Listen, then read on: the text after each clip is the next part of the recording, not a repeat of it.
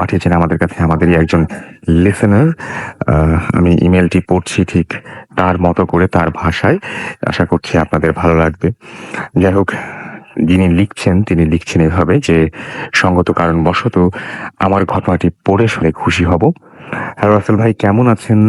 আজ আমি যে ঘটনাটি বলতে যাচ্ছি আসলে তা ভৌতিক কিনা বলতে পারবো না, তবে এই ঘটনাটি এখনো আমাকে ভাবায়, এখনো আমাকে ভীত সন্ত্রস্ত করে তোলে। হতে পারে এটা হ্যালুসিনেশন, কিংবা হতে পারে এটা আমার সাবকনশিয়াস মাইন্ডের নিছক কোনো ভাবনা। আমার হোম ডিস্ট্রিক্ট জয়পুরহাটে। ঘটনার সামগ্রিক প্রেক্ষাপট চট্টগ্রাম। আমি চট্টগ্রামের সীতাকুণ্ড থানার মাদাম বিবির হাটে থাকি। এখানে অবস্থিত একটি শিল্প কারখানায় আমি ছোটখাটো চাকরি করি। অনেক আগে থেকেই আমার বেশি রাত করে ঘুমানোর একটা বদ অভ্যাস ছিল। বেশিরভাগ রাতেই 1:30-2টার দিকে আমি ঘুমোতে যাই। প্রায় রাতেই আমি বিভিন্ন ধরনের স্বপ্ন দেখতাম। আমি সেসব নিয়ে একদম মাথা ঘামাতাম না। দিনগুলো আমার ভালোই চলছিল, ভালোই। কিন্তু হঠাৎ করেই প্রায় রাতে আমি একটা অদ্ভুত স্বপ্ন দেখা শুরু করি। স্বপ্নের মানুষ যা দেখে তা সচরাচর অনেকটা অস্পষ্ট হয়, কিন্তু আমার স্বপ্নের প্রকৃতি ছিল জীবন্ত। আমি স্বপ্নটা যখন দেখতাম তখন মনে হতো আমার মস্তিষ্ক ঘুমন্ত নয়, সম্পূর্ণরূপে জাগ্রত। কিন্তু কোনো অদ্ভুত কারণবশত শুধু আমার দেহটি ঘুমন্ত হয়ে পড়ে রয়েছে। স্বপ্নের বর্ণনাটি হলো এরকম: প্রতিটা স্বপ্নেই আমি একটা লাশ দেখতে পাই। সেখানে লাশটাকে দাফন করানোর ব্যবস্থা করা হচ্ছে। তবে তার গায়ে যে কাফন জড়ানো আছে তার রং সাদা নয়, কাফনের রং নীল রঙের। সেখানে কোনো মহিলা ছিল না। লাশটাকে ঘিরে কিছু বৃদ্ধ, কিছু মধ্যবয়সী পুরুষ বসে আছে। তাদের মধ্যে যারা মধ্যবয়সী ছিল তারা অনেক কান্নাকাটি করছে, কিন্তু বৃদ্ধ লোকগুলো অনেকটা নির্লিপ্ত ও নির্জীব হয়ে বসে আছে। ভাবটা ছিল অনেকটা আনন্দের।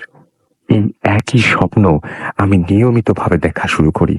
কিন্তু এক রাতে স্বপ্নে আমি সেই একই প্রেক্ষাপটে, একই পরিবেশে, সেই একই ঘটনার মুখোমুখি হই। তবে এবারের স্বপ্নে আমি দেখি মধ্যবয়সী লোকগুলোর সাথে বৃদ্ধ লোকগুলো কাঁদছে। ঘটনাটা আমি অবাক হয়ে লক্ষ্য করেছি। হঠাৎ করেই একটা বৃদ্ধ লোক গিয়ে লাশটার মুখ থেকে নীল কাফনটা সরিয়ে দিল। কাফনটা সরানোর পর আমি যা দেখতে পাই, হতে পারে সেই দৃশ্যটি আমার জীবনে দেখা সবচেয়ে ভয়ঙ্কর দৃশ্য। আসলে স্বপ্নে যে লাশটাকে আমি বারবার দেখছি, সেটা আর কারো লাশ নয়, সেটা আমারই লাশ। আমি ভয়ে নিথর হয়ে গেলাম। স্বপ্নের মধ্যেই আমার মনে হতে লাগলো সেখান থেকে ভোঁ দৌড় দেই, কিন্তু আশ্চর্য, দৌড়ানোর মতো কোনো ক্ষমতা আমার নেই। আমার শরীরে তখন আর অবশিষ্ট নেই। আমি সেখান থেকে এক চুল পরিমাণ জায়গাও এগোতে পারছি না, যেতেও পারছি না। অনেক ভীতি আর আতঙ্কে আমি সেই রাতটা কাটলো আমার। এবং ভোর রাতে 5টার দিকে আমার ঘুম ভেঙে গেল। ঘুম থেকে উঠে আমি নিজেকে আমার ঘরের মেঝেতে আবিষ্কার করি। সারা রাত অবিরতভাবে সিলিং ফ্যানটা চলেছে, তবু আমার শরীর ঘামে ভিজে জবুথবু হয়ে আছে। আমি প্রচন্ড ভয় নিয়ে ভাবতে লাগলাম, এটা কি ধরনের স্বপ্ন আমি দেখছি, এর ব্যাখ্যা কি? সেদিন ডিউটি শেষ করে তাড়াতাড়ি এক হুজুরের কাছে গেলাম। ওনাকে স্বপ্নের ব্যাপারটা খুলে বললাম। উনি আমাকে একটা তাবিজ দিলেন। তাবিজটা আমার ডান হাতে বাঁধতে বললেন। এরপর থেকে এ ধরনের স্বপ্ন আমি আর দেখিনি। তবে এখনো অনেক এক ধরনের ভয় নিয়ে বিছানায় ঘুমোতে যেতে হয়। আসলে নিজের লাশের দৃশ্য নিজের চোখে দেখাটা যে কত ভয়ঙ্কর হতে পারে তা আমি জানি। যদি কেউ ব্যাপারটাকে তুচ্ছ তাচ্ছিল্যের সাথে নেন, নিতে পারেন। তবে আমার মতো করে যদি কেউ এরকম ঘটনা প্রত্যক্ষ করেন, তাহলে বুঝতে পারবেন আসলে আমি কতটা মানসিকভাবে বিপর্যস্ত হয়ে পড়েছিলাম। ওই একটা স্বপ্ন আমার সবকিছু এলোমেলো করে দিয়েছিল। এখন আল্লাহর অনেক রহমতে অনেক ভালো দিন কাটাচ্ছি। আর আমি চাই না এ ধরনের স্বপ্ন আমার জীবনে এলোমেলো করে দিক। রেডিও ফুর্তির সকল শ্রোতা ও রাসূলের আপনাকে অনেক ধন্যবাদ। ঘটনাটি পাঠিয়েছেন মারুফ ভাই। আমরা ঘটনাটি পড়লাম এবং আমি যারা শুনলেন তাদের কাছে জানতেই চাইবো যে আসলে আপনি যদি ঘুমের মধ্যে এরকম কোনো একটা দৃশ্য দেখেন, যে আমি খুব অবাক হয়েছি যে এই প্রথম আমি শুনলাম কারো কাছে যে কাপড়ের রংটা নীল, এবং তিনি সেই হাকিয়াতে বলেন আর যাই বলেন না কেন, যে যে চেহারাটা সেটা তার মতো, এই যে কে দেখতে চাইবেন? যদি আসলে কেউ এরকম দেখতে চান বা কেউ যদি মনে করেন যে না আপনি দেখলে ভয় পাবেন না, বা এরকম ঘটনা আপনার সাথে ঘটলে মোটেই আপনি ভয় পাবেন না, এরকম একটা এটা তো স্বপ্নই, এরকম যদি কেউ থাকেন আমার সাথে এসএমএস করে শেয়ার করতে পারেন সেটা, যে না আপনার কাছে এটা কোনো ব্যাপারই না, স্বপ্নে তো স্বপ্নই, এবং এরকম স্বপ্ন হলে কি আর হবে। আমার কাছে মনে হয় যে এরকম একটা স্বপ্ন দেখার পরে সত্যি যিনি দেখছেন তার ঠিক যখন ঘুমটা ভাঙলো, স্বপ্ন দেখার পরপরই তো আমাদের ঘুম ভাঙে। অনেক সময় আমরা আরো বেশিটা সময় ঘুমিয়ে থাকি এবং তারপরে একটা নির্দিষ্ট সময়েও ঘুম ভাঙে, সেটাও হয়। বাট কেউ যদি এরকম একটা স্বপ্ন দেখে ঘুম ভেঙে ওঠেন, তারপরে আপনার মনের অবস্থা কি হবে? আপনি মানসিকভাবে কতটা ভেঙে পড়বেন? যারা এখনো নিজেদের অনেক সাহসী ভাবেন, তারা যদি একবার জিনিসটা চিন্তা করেন এবং আমার সাথে যে এসএমএস এর মাধ্যমে খোলাখুলিভাবে আলোচনা করতেই পারেন, জানাতে পারেন যে আসলে আপনি এরকম কোনো স্বপ্ন দেখতে চাইবেন কিনা। আহ আচ্ছা, গিলাতলা থেকে আমাদের কেউ একজন এসএমএস করেছেন, নামটা পরে লিখেছেন, আমি পড়তে পারলাম না এসএমএসটা, এই জন্য। ইমন খান আমাদের এসএমএস করেছেন, তার কাছে মজা লাগছে, কুষ্টিয়া থেকে এসএমএসটি পাঠিয়েছেন। আলিয়া আলী আকবর আমাদের নান্দাইল থেকে এসএমএস করেছেন, তিনি বলছেন কেমন আছেন, আমি সবসময় ভালো থাকি এবং সবসময় ভালোর দলে। আমাদেরকে বোরহান এসএমএস করেছেন আমাদেরকে আচ্ছা, আসনিয়া আসনিয়া, এবং আমাদেরকে এসএমএস করেছেন দেখতে পাচ্ছি পুষ্পিতা, এবং তিনি তার রুমের সব জানালা বন্ধ, এবং তিনি বলছেন যে তাও আমার ফুলের টবটা, আমি তারপরে পড়তে পারলাম না এসএমএস। এছাড়াও দেখতে পাচ্ছি সুমন এছাড়াও এসএমএস করেছেন আমাদেরকে, তানভীর ইসলাম আমাদেরকে এসএমএস করেছেন, মিম আমাদেরকে এসএমএস করেছেন দেখতে পাচ্ছি, মুনিফ খুব ভয় লেগেছে তার কাছে, আমাদেরকে কৃষ্ণ এসএমএস করেছেন যশোর থেকে, এবং তিনি বলছেন I love both of them. Arnab আমাদের এসএমএস করেছেন, এবং এসএমএস করেছেন আমাদেরকে শহীদ মুন্সিগঞ্জ থেকে, তিনি নতুন আমাদের সাথে জয়েন করেছেন। আমাদের সাথে এসএমএস করেছেন ইথিকা এসএমএস করেছেন আমাদেরকে তানহা এসএমএস করেছেন, এবং তিনি বলছেন তার মনটা খুব খারাপ, কিছু ভালো লাগছে না, বাট ভূত এফএম খুব ভালো আছে, তাহলেই চলবে। খুলনা থেকে এসএমএসটি করেছিলেন। উত্তরা থেকে আমাদের নামটা আগে লেখেননি, সুজন খুলনা থেকে এসএমএস করেছেন, এবং তিনি বলছেন যে কোনো ব্যাপার না, কি কোনো ব্যাপার না, সেটা অবশ্য তিনি লেখেননি। আমাদেরকে এসএমএস করেছেন এমডি অয়ন হাসান টঙ্গী থেকে। এছাড়াও আমাদেরকে মেহেদি এসএমএস করেছেন, এবং তিনি বলছেন যে ভালো লেগেছে তার কাছে এই ঘটনাটি, তবে ভয় পাচ্ছেন না। না, ততক্ষণ পর্যন্ত আপনি ভয় পাবেন না যতক্ষণ পর্যন্ত আপনি ব্যাপারটা উপলব্ধি করতে না পারবেন, আসলে যে আপনি আপনার নিজের জায়গায় যদি দেখতেন তাহলে। এমনিতে যদি উপলব্ধি না করেন তাহলে অবশ্য ভয় পাওয়ার কিচ্ছু নেই। হ্যাঁ, একদম আপনি একদম 100% ঠিক। লালবাগ আমাদের এসএমএস করেছেন আকাশ, আচ্ছা আকাশ মেঘলা, ওকে। আমাদেরকে সুহাস এসএমএস করেছেন দিনাজপুর থেকে, ফার্স্ট স্টোরিটা চরম লেগেছে তার কাছে। মহারাজ আমাদের এসএমএস করেছেন আমাদেরকে এমডি পিয়াল। এছাড়াও আমাদের এসএমএস করেছেন আশিক মিরপুর থেকে। রানা আমাদের এসএমএস করেছেন কামরান নারাইল থেকে, ফার্স্ট স্টোরিটা খুব সুন্দর লেগেছে তার কাছে। রাজীব আহমেদ আমাদের এসএমএস করেছেন নেত্রকোনা থেকে। এছাড়াও আনোয়ার এবং তার ওয়াইফ আফরিন দুইজন আমাদের সাথে আছেন, এসএমএস করে জানিয়েছেন। তনয়া আমাদের এসএমএস করেছেন নরসিংদী থেকে। এছাড়া আমাদেরকে প্রিন্স আরমানিটোলা থেকে এসএমএস করেছেন, এবং তিনি বলছেন যে তিনি এরকম স্বপ্ন দেখতে চান, wish you all the best. আমাদেরকে তাসফিয়া এসএমএস করেছেন মিম। এছাড়াও এসএমএস করেছেন আমাদেরকে দেখতে পাচ্ছি মিল্টন নরসিংদী দাসপাড়া থেকে, এবং তিনি বলছেন তিনি এবং তার ফ্রেন্ড রানা একসাথে ভূত এফএম শুনছেন, আজকের ঘটনা যেন অবশ্যই ফাটাফাটি হয়। Let's hope for the best. আশা করছি যে সেরকম কিছু হতে যাচ্ছে ইনশাল্লাহ। আর যে রাজু আমাদের এসএমএস করেছেন নাদিম। এছাড়াও আমাদের এসএমএস করেছেন দেখতে পাচ্ছি প্রিন্স সাকিব সহ আরো অনেকে। আপনি যদি এসএমএস করতে চান তাহলে মোবাইলের মেসেজ অপশনে গিয়ে টাইপ করুন ফুর্তি, FOORTI ফুর্তি, স্পেস দিয়ে লিখুন আপনার নাম, স্পেস দিয়ে আপনার মেসেজ পাঠিয়ে দিন 9840 নাম্বারে।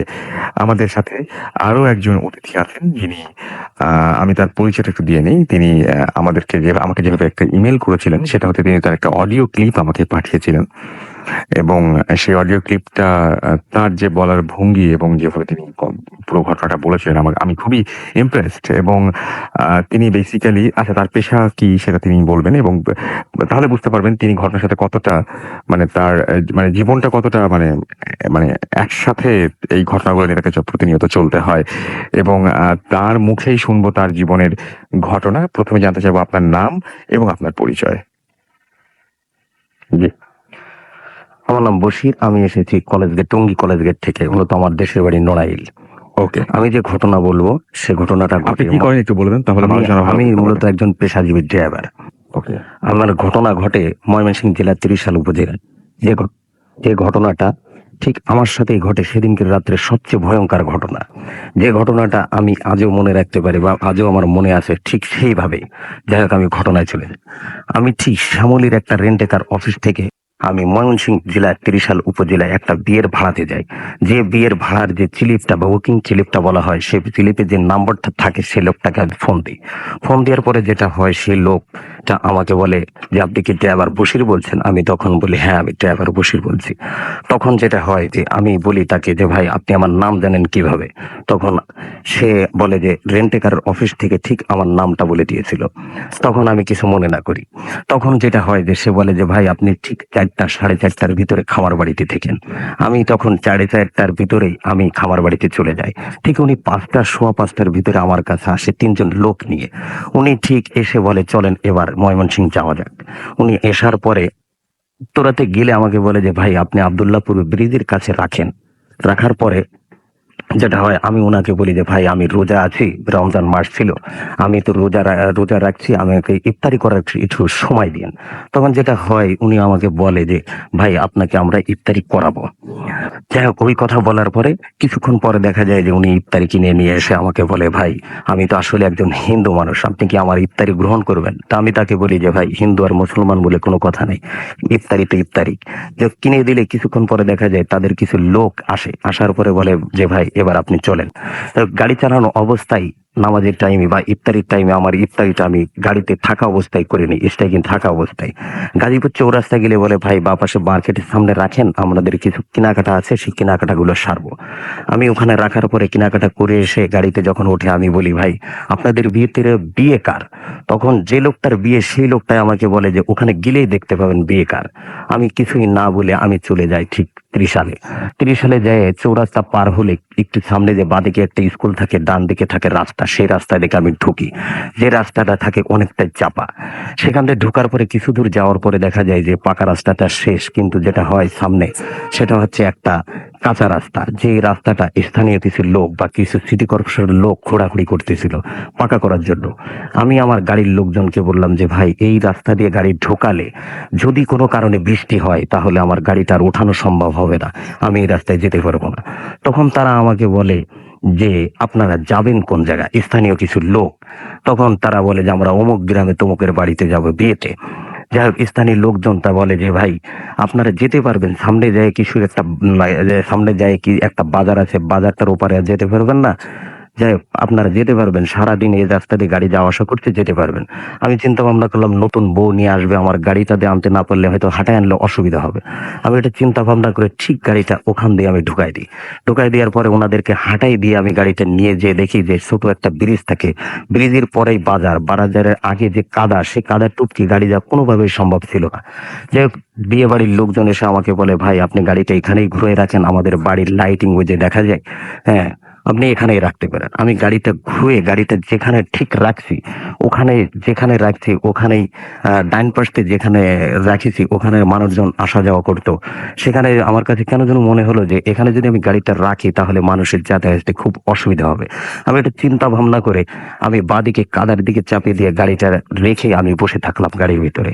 কিছুক্ষণ পরে দেখলাম যে বাজারের কিছু দোকানে সিডি টিভি বা মুভি চলতেছে। আমি মনে করি যে যাই বাজারে যে আমি দোকানে সিডি টিভি দেখি বা মুভি দেখলে আমার কিছুটা সময় পার হবে। তখন ঠিক রাত 12টা তা এরকম বাজে। আমি এটা চিন্তা ভাবনা করে দোকানে যে বসা উপলক্ষে কিছু তো বলাই লাগবে।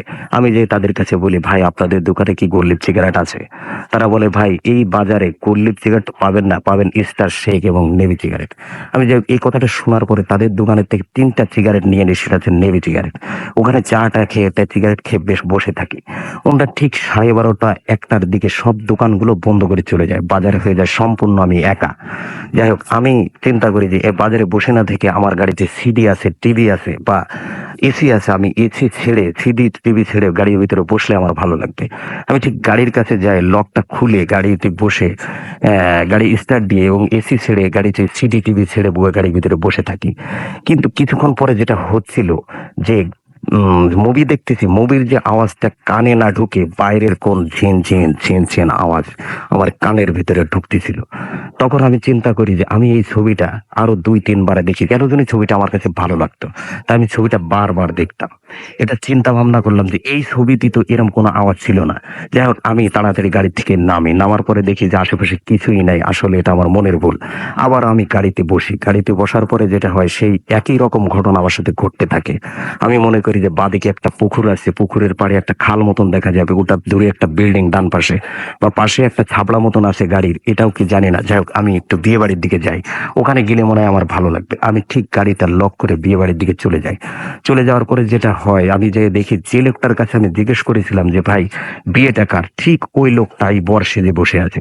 আমি আশ্চর্য হয়ে যে লোকটার বয়স ঠিক 45-50 বছর, যে এই লোকটা এই বয়সে বিয়ে করতেছে কেন? যখন আমার গাড়িতে যারা গেছিল তাদেরকে আমি ডেকে জিজ্ঞেস করি, ভাই কি ব্যাপার, এই লোকটা কি আগে পরে কখনো বিয়ে করেনি? তখন তারা বলে পরে বলবো। আমি তাদেরকে বলি, ভাই এখনই বলেন, আমার কাছে বললে তো আর অসুবিধা হবে না। যাই হোক, আমি ওই কথা বললে সে বলে যে হ্যাঁ ভাই, একটা বিয়ে করছে আজকে 15 বছর হয়ে গেছে, 10 বছর যাবত একটা বাচ্চা মারা গেছে, এখন পর্যন্ত কোনো বাচ্চা কাচ্চা হয়নি, যার কারণে বউ ওনাকে অনুরোধ করছে বিয়ে করার জন্য, উনি বিয়ে করতে আসছে। তখন আমি তার কাছে জিজ্ঞেস করি, ভাই বাড়ির কোনো লোকজন তো দেখলাম না। তখন সে আমাকে বলে যে ভাই বন্ধু বান্ধব যেগুলো আছে ওইটাই আসছে, আর ওনার ভাগ্নে ভাগ্নি এইগুলো ভাগ্নে আসছে, বাড়ির থেকে আর কোনো লোক আসেনি। দেখ, আমি ওটা চিন্তা ভাবনা করে ওখানে বসে থাকলাম, কিন্তু কিছুক্ষণ পরে যেটা হলো যে আমি চিন্তা করলাম যে আমি গ্রামের ভিতরে গাড়িটা রেখে আসছি, গাড়ির একটা লুকিং গ্লাস বা একটা গ্লাস কেউ খুলে নিয়ে গেলে মালিকের কাছে জরিমানাটা আমাকেই দিতে হবে। আমি ওটা চিন্তা ভাবনা করে ঠিক গাড়ির কাছে চলে যাই। চলে যেয়ে আমি আবার একই রকম করে গাড়িতে স্টার্ট দিয়ে ছবিটা চালু করে মুভিটা চালু করে গাড়ির ভিতরে ঠিক সিটটা ভেঙে হেলান দিয়ে বসে পড়ি, বসে থাকি বা শুয়ে থাকি। কিছুক্ষণ পরে আমার কাছে মনে হলো যে গাড়িটা ধরে কেউ ঝাঁকি দিছে। এরকম একটা অবস্থা যখন হয়, আমি গাড়িতে সঙ্গে সঙ্গে নেমে পড়ি। নেমে পড়ে যেটা হয় যে চারিপাশে দেখতে থাকি, কিছুই নেই। আবার আমি গাড়ির ভিতরে ঢুকি যে এটা আমার মূলের ভুল হতে পারে, বা আমার গাড়ির সিটের নাট টাট এগুলো লুজ টুস হলে আমি এদিক ওদিক নড়া টড়া খাইছি, এই কারণেই যেন গাড়ির সিটটা নড়ে উঠেছে বা গাড়িটা নড়ে উঠেছে। আমি গাড়ির ভিতর আবার বসে থাকি। বসে থাকার পরে কিছুক্ষণ পরে মনে হয় যে আমার গাড়িটা এত জোরে কেউ ধাক্কা দিছে, গাড়িটা ডান দিক থেকে কাত হয়ে বাম দিকে পড়ছে, আর বাম দিক থেকে কাত হয়ে ডান দিকতে পড়ছে। এরকম একটা অবস্থা, আমি প্রচন্ড ভয় পেয়ে গাড়ির থেকে নেমে যাই। নেমে যাওয়ার পরে যেটা হয় যে দেখি কিছুই নেই গাড়ির নিচে, আমার মোবাইলের লাইটের আলো দিয়ে আমি আলো মারতে থাকি যে গাড়ির নিচেই কিছু আছে না, আশেপাশে কিছু নাই, দেখি কিছুই না। তখন আমি বাইরে একটা সিগারেট জেলে খেয়ে আবার গাড়ির ভিতরে ঢুকি। আমি যে লোকটা বর, ওই লোকটারে বলেছিলাম, ভাই যেহেতু এখন রমজান মাস, আমি রোজা রাখবো, যাই হোক আমার ওই বাড়িতে যদি কোনো খাবার টাবার থাকে বা কোনো খাবারের ব্যবস্থা হয় আমার জন্য পাঠিয়ে দিন, আমি রোজা রাখবো। তখন ওই লোকটা আমাকে ফোন দিয়ে বললো, বশির ভাই আপনি কি আসলেই রোজা রাখবেন? আমি তাকে বলি, হ্যাঁ ভাই আমি আসলেই রোজা রাখবো। তো সে আমাকে বলে, ভাই আপনার জন্য আলাদা খাবার আছে, আপনি এসে খেয়ে যান। আমি বলি, ভাই আলাদা খাবার টাবার দরকার নেই, আপনি যেটা খাইছেন সেটা খালেও আমার হবে, যাই হোক আপনি খারাপ তো কিছু খাননি। তা বলে যে ঠিক আছে ভাই আপনি এসে খেয়ে যান। আমি বলি, ভাই আমি গাড়িটা রেখে যেতে পারবো না, আপনি ঠিক খাবারটা পাঠাই দেন আমার জন্য। আমি এটা চিন্তা ভাবনা করে গাড়িতেই বসে থাকলাম। তো কিছুক্ষণ পরে দেখলাম দুজন লোক বড় একটা প্লেট আর উপরে একটা প্লেট দিয়ে ঢাকা সেই খাবারটা আমাকে দিয়ে যায়। দিয়ে ওনারা দুজন চলে যায়। চলে যাওয়ার পরে যেটা হয় যে আমি গাড়িতে নিয়ে গাড়ির ভিতরে লাইটটা জ্বালায় হাতটা ধুয়ে রোজা রাখার জন্য আমি খাবারটা হাত দিই। কিন্তু যখন আমি খাবারটা হাত দিতে যাই তখন ঠিক রাত 12টা বা 1টা এরকম, সরি লোক, তখন রাত 2:30 বা 3টা এরকম একটা সময়, মানে সেহেরির শেষ সময়ের অবস্থাটা। যাই হোক, আমি তাড়াহুড়ো করে খাবারটা হাত দিই, কিন্তু খাবারটার প্লেটটা উঁচু করে দেখি যে একটা ভাতের উপরে 5টা সবজি দেওয়া ছিল। সেটা ছিল বেগুন ভাজি, পটল ভাজি এবং মিষ্টি দই এবং মুরগির মাংস। খাবারটার উপরে, একটা ভাতের উপরে এতগুলো তরকারি দেখে আমার কাছে কেমন যেন ঘেন্না ঘেন্না লাগতেছিল। যাই হোক, আমি দেখলাম যে এদের বাড়িতে কি আর কোনো পাটি উটি নেই যে খাবারটা আমাকে দিছে এভাবে, যে খাবারটা দেখে আমার খুব ঘৃণা লাগতেছে। যাই হোক, আমি মনে করলাম যে আমাকে রোজা রাখতে হবে বা আমার রোজা রাখার দরকার, যাই হোক খাবারটা যে কোনো ভাবে আমার খেয়ে রোজাটা রাখতে হবে। আমি চিন্তা করে বিসমিল্লাহ বলে আমি খাবারটা হাত দিই। হাত দেওয়ার পরে যেটা হয়, খাবারটা খাওয়া শুরু করলে আমার কাছে মনে হয় যে খাবারটার উপরে খুব ঘৃণা লাগতেছে বা খুব অসুস্থ লাগতেছে, খাবারটা আমার খেতে ইচ্ছে করছে না। আমি কেন যেন ডান দিকে তাকাই, দেখি গাড়ির ঠিক ডান পাশে ভয়ঙ্কর চোখ করে আমার দিকে তাকিয়ে একজন লোক দাঁড়িয়ে আছে। এটা আমি চিন্তা ভাবনা করলাম, কিন্তু কি আসলে সত্যি একজন লোক দাঁড়ায় আছে? আমি গ্লাসটা খুলে তার কাছে জিজ্ঞেস করলাম, ভাই আপনি কি বিয়ে বাড়ির কেউ? তখন সে বলল, হ্যাঁ আমি বিয়ে বাড়ির কেউ। আমি তখন চিন্তা করলাম যে লোকটা খাবার খাইছে কি না, দেখি জিজ্ঞেস করি, ভাই আপনি কি খাবার টাবার খাইছেন? তখন সে বলে যে না ভাই আমি খাবার টাবার খাইনি। তো আমি তাকে বলি, ভাই আসেন আমার কাছে যে খাবার আছে একজন মানুষের খাওয়ার সম্ভাবনা, আমার সাথে খাবারটা খান। তখন সে বলে যে না ভাই আপনি খান, আমি খাবো না। তখন আমি তাকে 2-3 বার বললে সে খাবারটা খেতে রাজি হয়, এবং আমি তাকে গ্লাসটা খুলে দেবো, গাড়ির দরজাটা খুলে দিই, দিয়ে বলি ভিতরে আসেন ভাই, গাড়িতে এসি ছাড়া আছে, গাড়ির ভিতর ঠান্ডা আছে, খাবারটা এখানে বসেই খান। একটা প্লেটে আধাটা খাবার তাকে আমি উঠাই দেওয়ার পরে যেটা হয়, আমি 2-3 বার গালে দিতে সে পুরা খাবারটা শেষ করে ফেলে। আমি কেমন যেন একটা চিন্তার ভিতরে বা খির ব্যাপার, এত তাড়াতাড়ি খাবারটা শেষ হয়ে যাওয়ার কথা না। খাবারের ভিতরে যে মুরগির মাংস ছিল তাতে হাড়টা ছিল, সেই হাড়টার কই। যাই হোক আমি চিন্তা করি যে লোকটার পেটে মনে হয় খুব খিদা ছিল, এই কারণে সে খাবারটা খেয়ে ফেলছে। এটা চিন্তা ভাবনা করে বলি যে ভাই আপনার কাছে তো আরো কিছু খাবার আছে, আপনি খান। তখন সে বলে যে ঠিক আছে দেন। দিলে খাবারটা খেয়ে তাড়াহুড়ো করে সে বেরিয়ে যায় গাড়ি থেকে। আমি খাবারটা সেরে থাল বাটি ওখানে রেখে আমি গাড়ির ভিতরে ঠিক শীত হেলান দিয়ে শুয়ে থাকি। শুয়ে কেন যেন ওই ছবিটা দেখতেছিলাম, আমার কাছে ভালো লাগতেছিল না। তা আমার একটা বদ অভ্যাস বা কুঅভ্যাস আছে, যেটা এরকমেরই, যে একটা সিকিউরিটি বা একটা আনসার বা একটা পুলিশের কাছে যে বাঁশিটা থাকে, যে বাঁশিটা স্টিলের একটা বাঁশি, গাল দিয়ে ফু দিলে যে বাঁশিটা বাজে, সে বাঁশিটাই আমার ঠোঁট দিয়ে আমি বাজাতে পারি। সেই বাঁশিটা ঠিক এরকমেরই ছিল, যেটা আমি এখন দিব। আপনারা হয়তো মনে করতে পারেন যে টাকার কোনো বাঁশি কিনা, বা সেরকম একটা বাঁশি তার ঠোঁটের কাছে, সেই বাঁশিটা এখন দিচ্ছি। সে বাঁশিটা ঠিক এরকম, ঠিক এই বাঁশিটা আমি দিই। এই বাঁশিটা দেওয়ার পরে যেটা হয়, যে আমার কাছে মনে হচ্ছিল যে আমার গাড়ির চারপাশ দিয়ে কয়েক হাজার বাঁশি ঠিক আমার গাড়ির পাশ দিয়ে বাজে। আমি খুব ভয় পেয়ে আমি গাড়ির থেকে বেরিয়ে পড়ি। আমি গাড়ির থেকে বেরিয়ে পড়ে দেখি আশেপাশে কিছুই নেই, কিন্তু যে লোকটা খাবার খাইছিল আমার সাথে, সেই লোকটা আমার থেকে 10-15 হাত দূরে দাঁড়িয়ে আছে। আমি সেই লোকটাকে দেখে আমি মনে করি যাই হোক, এই লোকটার সাথে কথা বললে মনে হয় আমার কিছুটা ভয় দূর হবে, আমার যেহেতু প্রচন্ড ভয় করতেছে। তখন আমি থেকে ডেকে বলি, ভাই মেয়ে বাড়ির লোক বা বিয়ে বাড়ির লোক আপনার কি হয়, বা মেয়েটা আপনার কি হয়? তখন সে আমাকে বলে যে ভাই মেয়ে বাড়ির লোক আমার কিছুই হয় না, আমার পাড়া প্রতিবেশী আত্মীয় হয়। যাক এই কথা শোনার পরে আমি আবার গাড়িতে ঢুকে যাই। ঢুকার পরে চিন্তা করি যে কথার লোকটার সাথে আবার কথা বলে দেখি, মনে হয় লোকটা বিয়ে বাড়ি কেউ না, বা বাজারের প্রহরী বা বাজারের গার্ডটা এরকম কিছু হবে। আমি তার কাছে ডেকে জিজ্ঞেস করি, ভাই ডান পাশে বিল্ডিং মতন মনে হয়, এটা কি? তখন সে বলে এটা ফ্রি প্রাইমারি স্কুল। তখন আমি আবার জিজ্ঞেস করি, ভাই আমার গাড়ির সাথে এটা ছাবড়া মতন টিনের, এটা কি? তখন সে বলে ভাই আমি এটাকে জানি না। তখন আমি তার কাছে বলি যে ভাই আপনি বললেন যে মেয়ে বাড়ির লোক আপনার আত্মীয় হয়, বা আপনি এই গ্রামেই থাকেন, এটা বললেন, তা এটা কি আপনি জানেন না এই গ্রামের লোক? তখন সে বলে যে আমি এসেছি এখানে নতুন। তখনই আমি প্রচন্ড ভয় পেয়ে যাই যে এই লোকটা বললো কি, বললো যে গ্রামের এসেছে নতুন, আবার মেয়ে বাড়ির লোক এর আত্মীয় বা পাড়া প্রতিবেশী হয়। আমি কোনো কথা না বেরিয়ে গাড়ির ভিতরে ঢুকে পড়ি। গাড়ির ভিতরে ঢুকে কিছুক্ষণ পরে আমার কাছে মনে হচ্ছিল গাড়ির ভিতরে ভয়ে আমি বসে থাকতে পারি না। আমি যাই হোক ওই বিয়ে বাড়ির দিকে আবার গাড়িটা লক করে রওনা হই।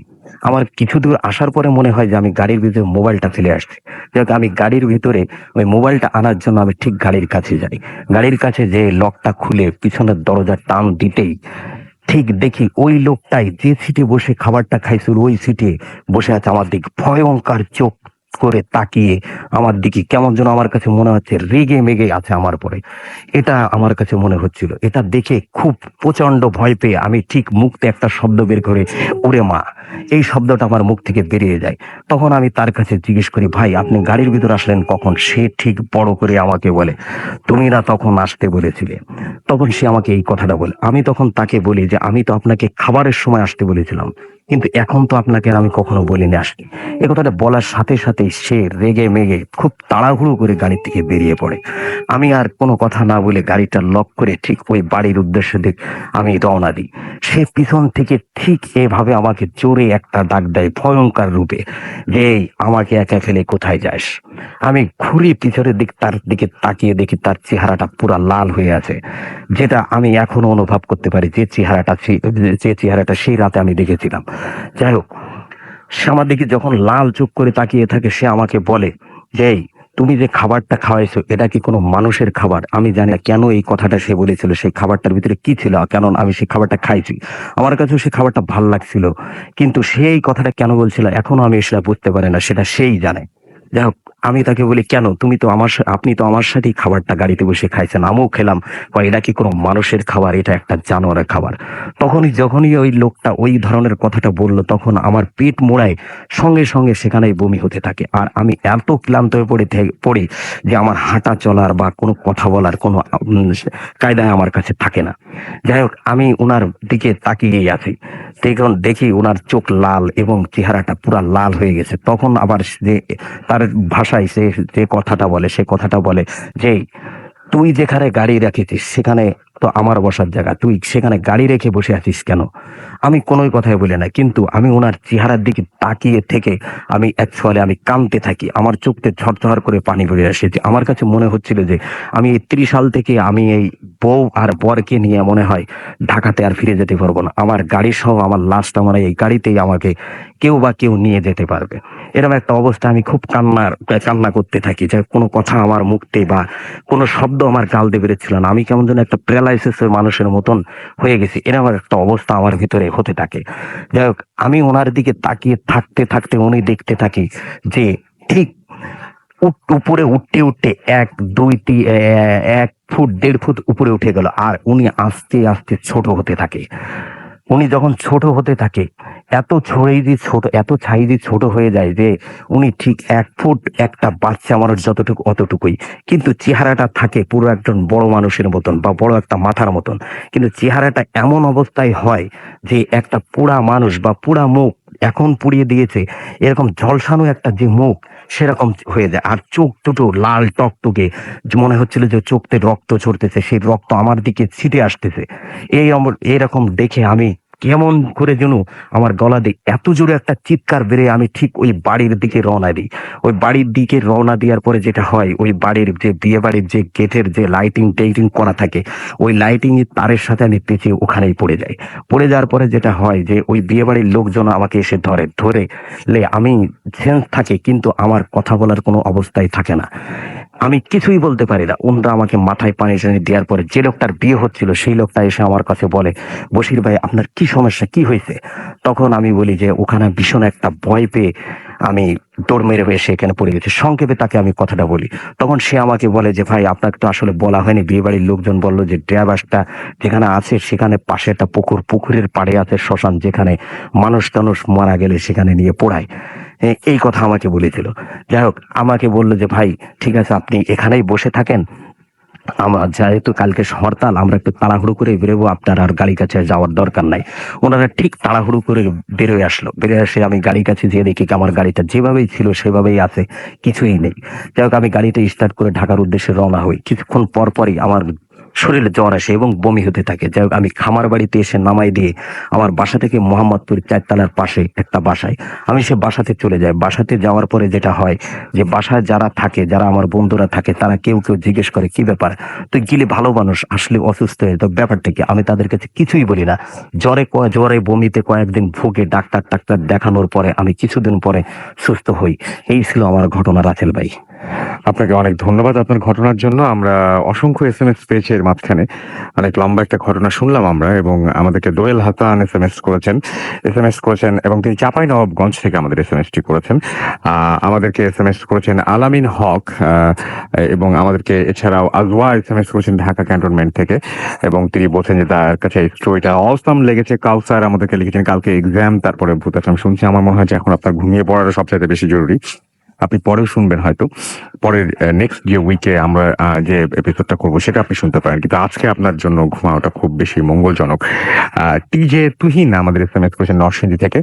এসএমএস করেছেন আমাদের বিজয়, তিনি বসুন্ধরা থেকে। টিজে আমার লিখেছেন যে, ভাই এসএমএস পড়েন না কেন? এতক্ষণ ধরে তো গল্প হচ্ছিল, তার মানে উনি গল্প বলছিলেন, তার মাঝে যদি আমি এসএমএস পড়তাম তাহলে দুটোর মধ্যে কোনোটাই ভালো হতো না নিশ্চয়ই। বিশাল আমাদের এসএমএস করে বলছেন, দ্য ফার্স্ট স্টোরি ওয়াজ অসম। এছাড়া আমাদেরকে মৃদুল এসএমএস করেছেন, এবং এসএমএস করেছেন আমাদেরকে সামি বাসাবো থেকে, লিখেছেন অসম স্টোরি ভাইয়া। আমাদেরকে সোহেল এসএমএস করেছেন হাতিপুল থেকে, লিখেছেন যে ভাইয়া খুব ভয় পাচ্ছি। ফিরোজ আমাদের ওয়াবদা খুলনা থেকে এসএমএস করেছেন আমাদেরকে মেঘ বালুক। এছাড়াও এসএমএস করেছেন আমাদেরকে আরো অনেকেই। সেই এসএমএস গুলো পড়বো, তবে সবার আগে আমাদের একটা বিরতি নিতে হবে, একটা বিজ্ঞাপন বিরতিতে যেতে হবে, এবং তারপরে আবারও ফিরে আসছে আপনাদের কাছে। স্টে টিউন টু রেডিও ফুর্তি অ্যান্ড ডোন্ট স্টপ দ্য ফুর্তি।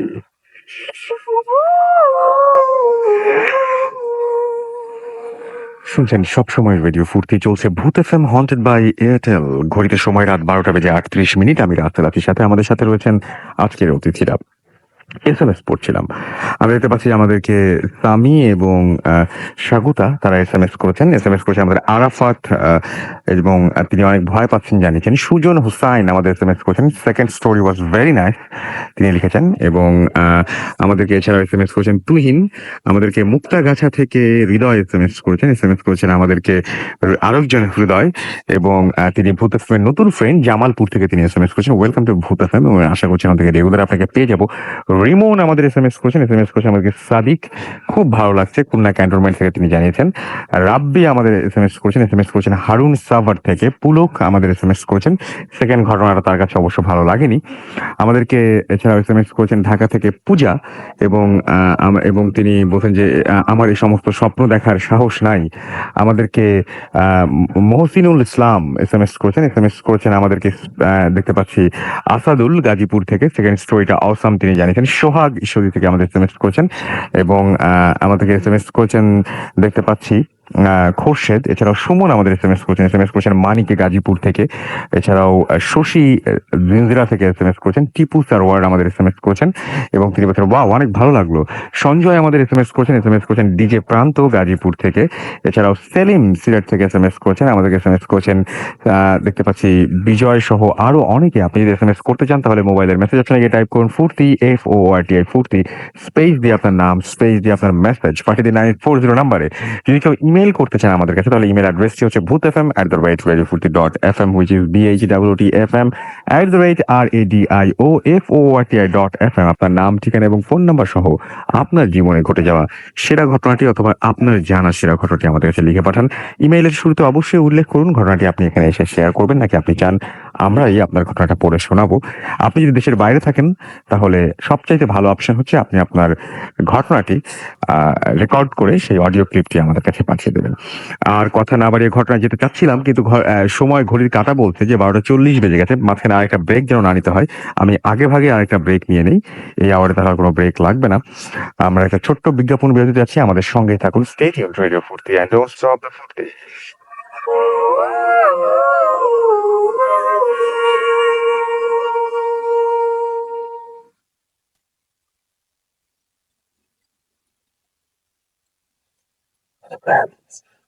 Ordered by Airtel.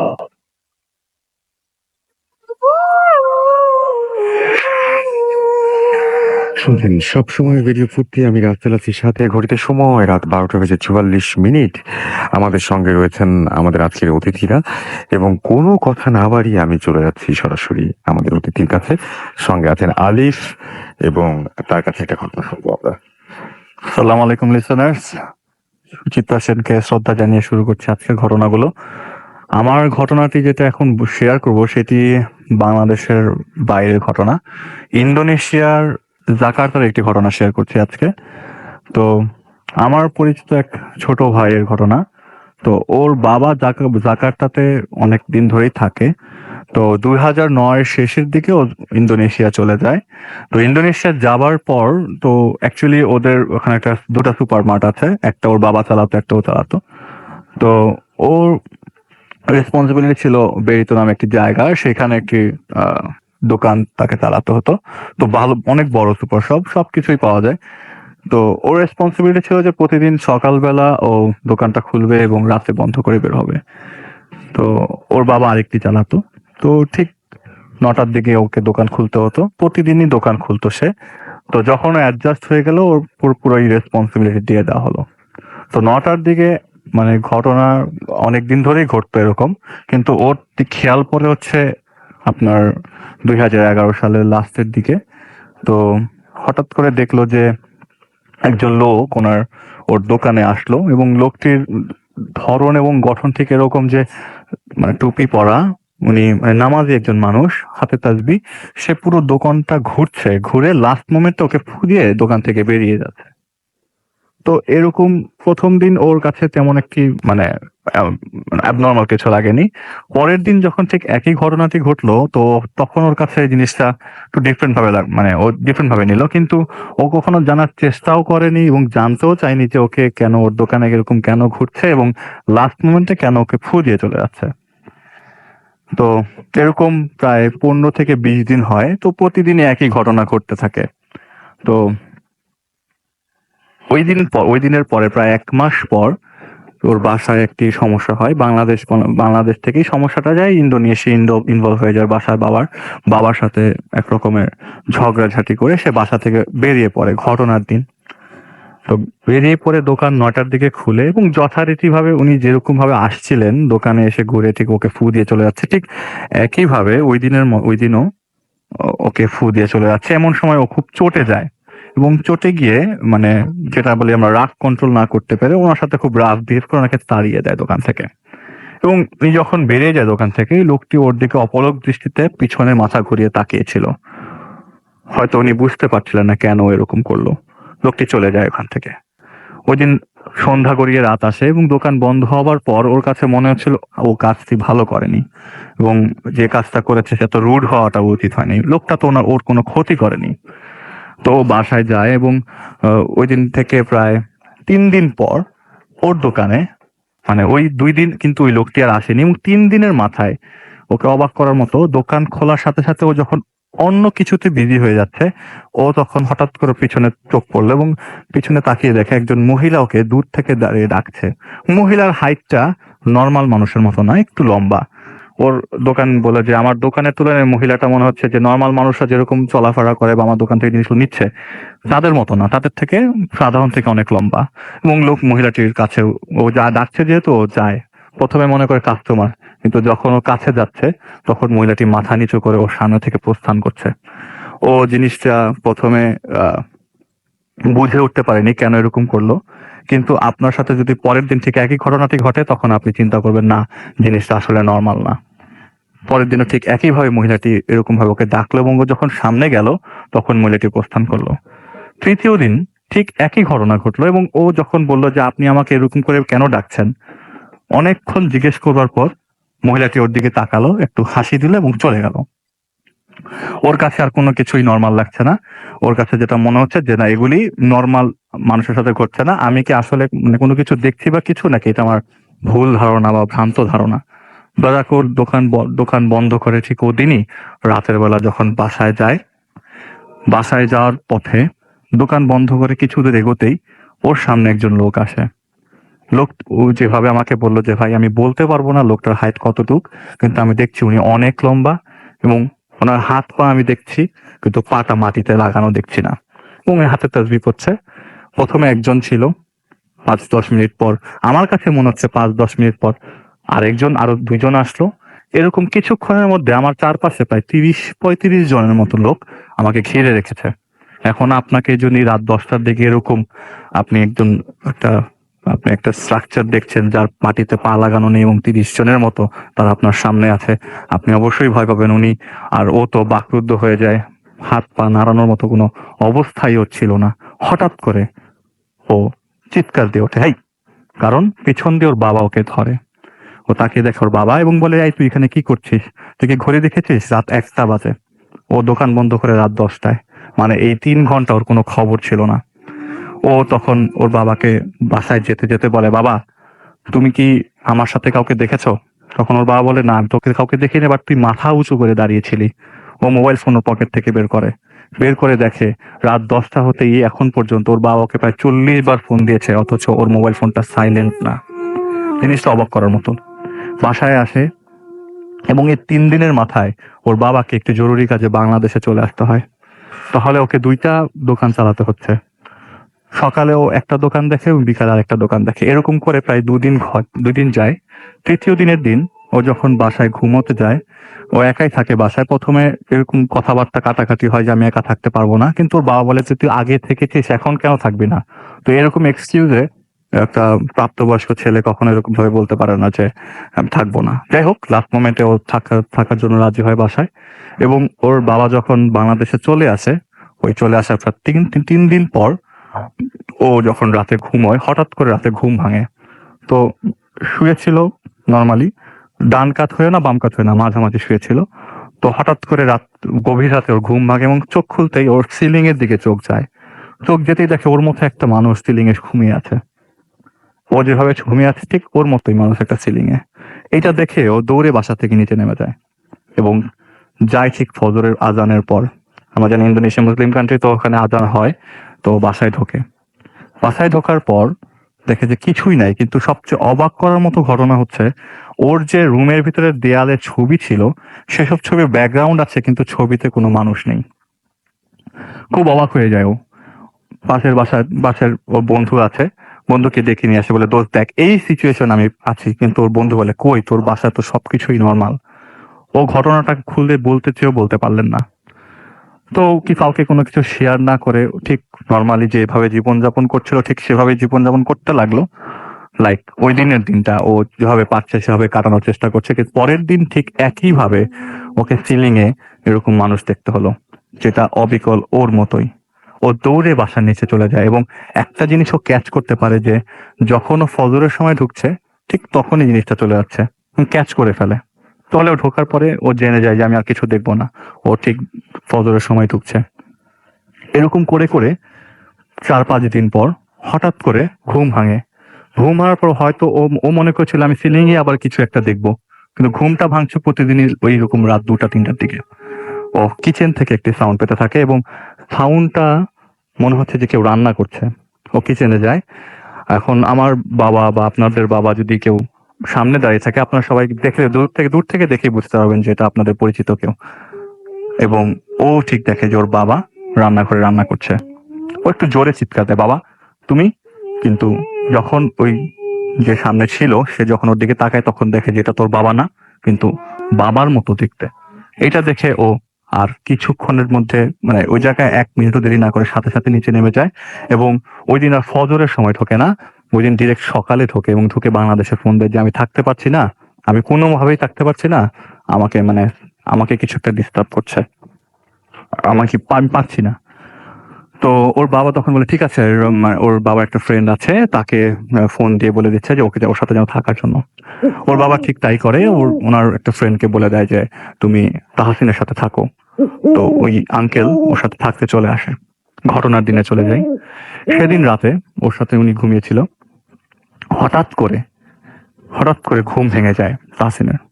এবং তাহসিন বাম পাশে মানে আঙ্কেল শুয়েছিল আর ওর ছিল ডান পাশে খাটের।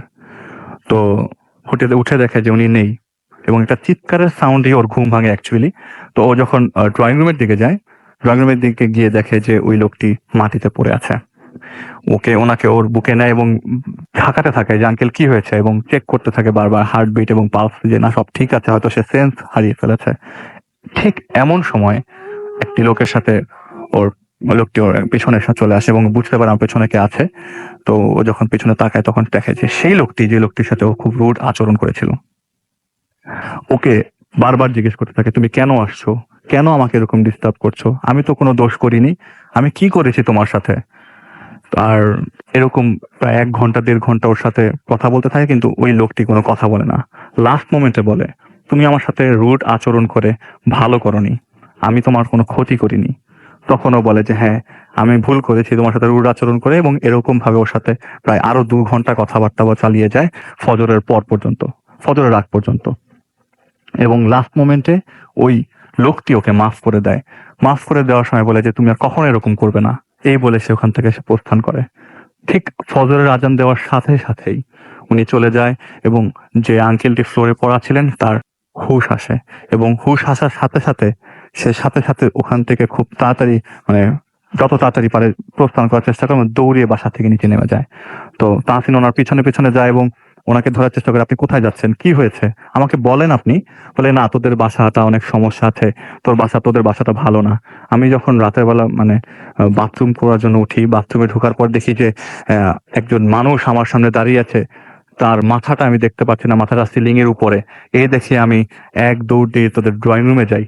ড্রয়িং রুমে যাওয়ার পরে দেখি তোদের সোফায় প্রায় 10 জনের মতো বসে আছে, আর মাটিতে বসে আছে আরো 20 থেকে 30 জন, সবাই তসবিহ পড়ছে। আমি এটা দেখে আর মানে আমি আর কিছু কন্ট্রোল করতে পারি না এবং সেন্স হারিয়ে ফেলি এবং এরপরে আমার আর কিছুই মনে নেই। তখনও বুঝতে পারে যে হয়তো এটাই একটা কারণ ছিল ওনাকে সেন্স লেস করবার পর যেন ওর সাথে ওই লোকটি কথা বলতে পারে।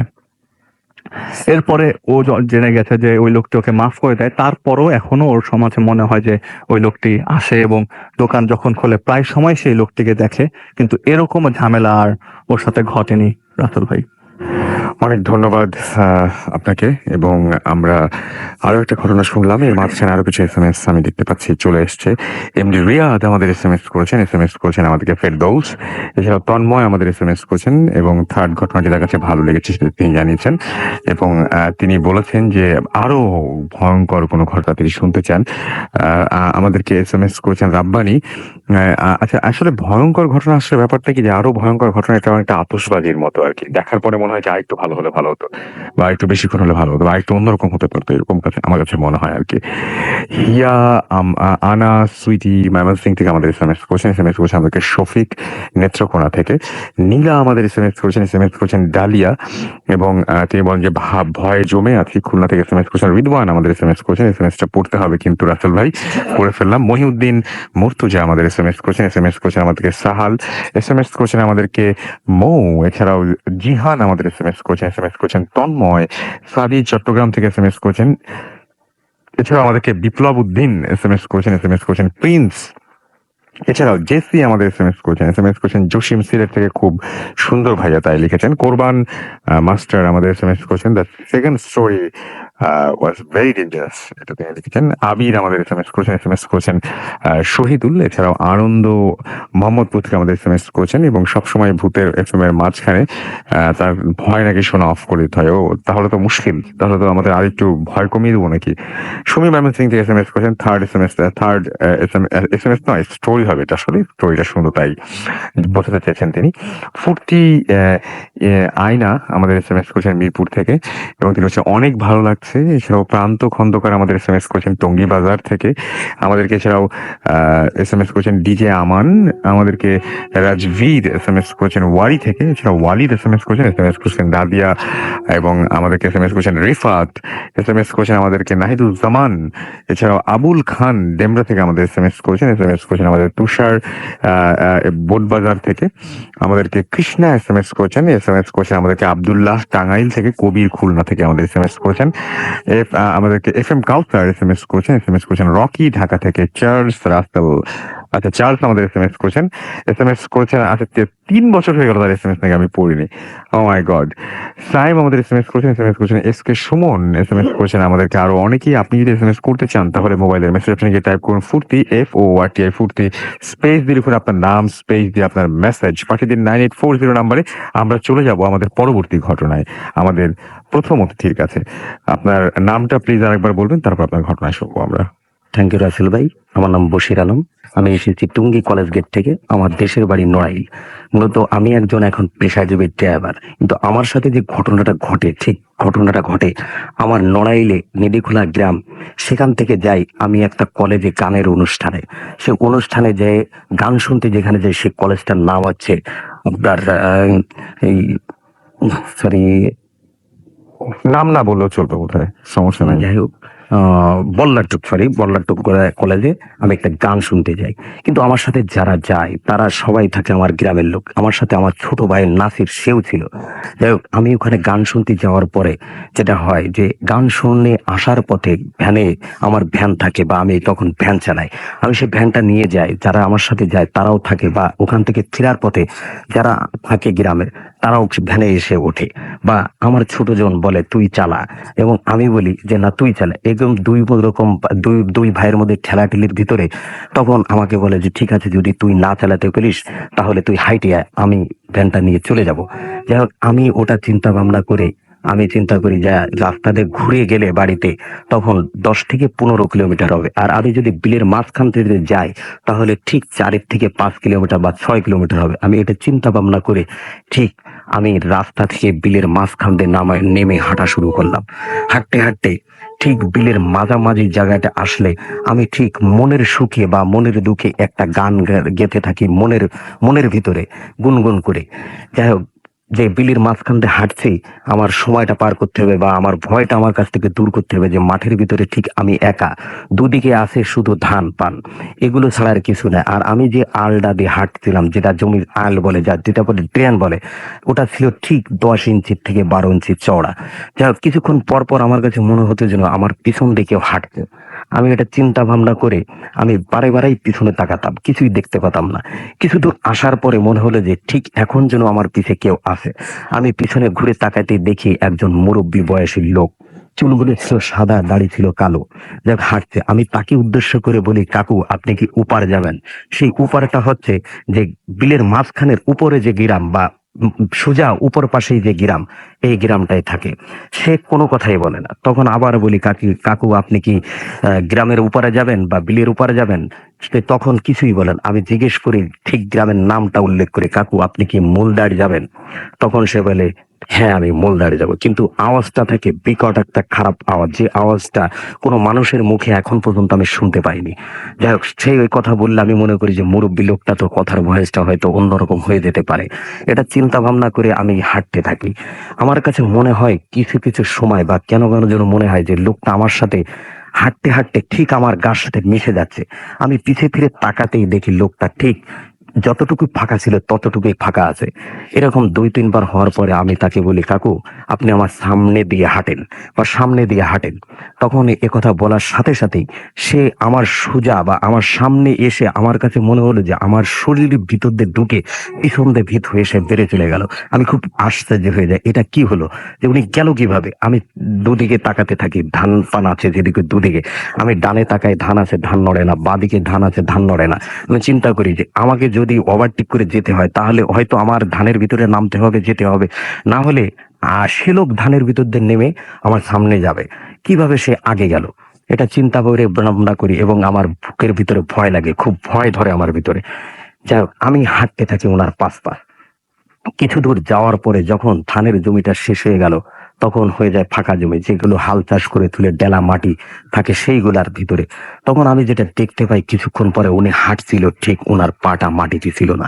উনি ঠিক মাটি থেকে 5-7 ইঞ্চি উপর দিয়েই হাঁটছে, যেটা দেখে আমি প্রচন্ড ভয় পেয়ে যাই।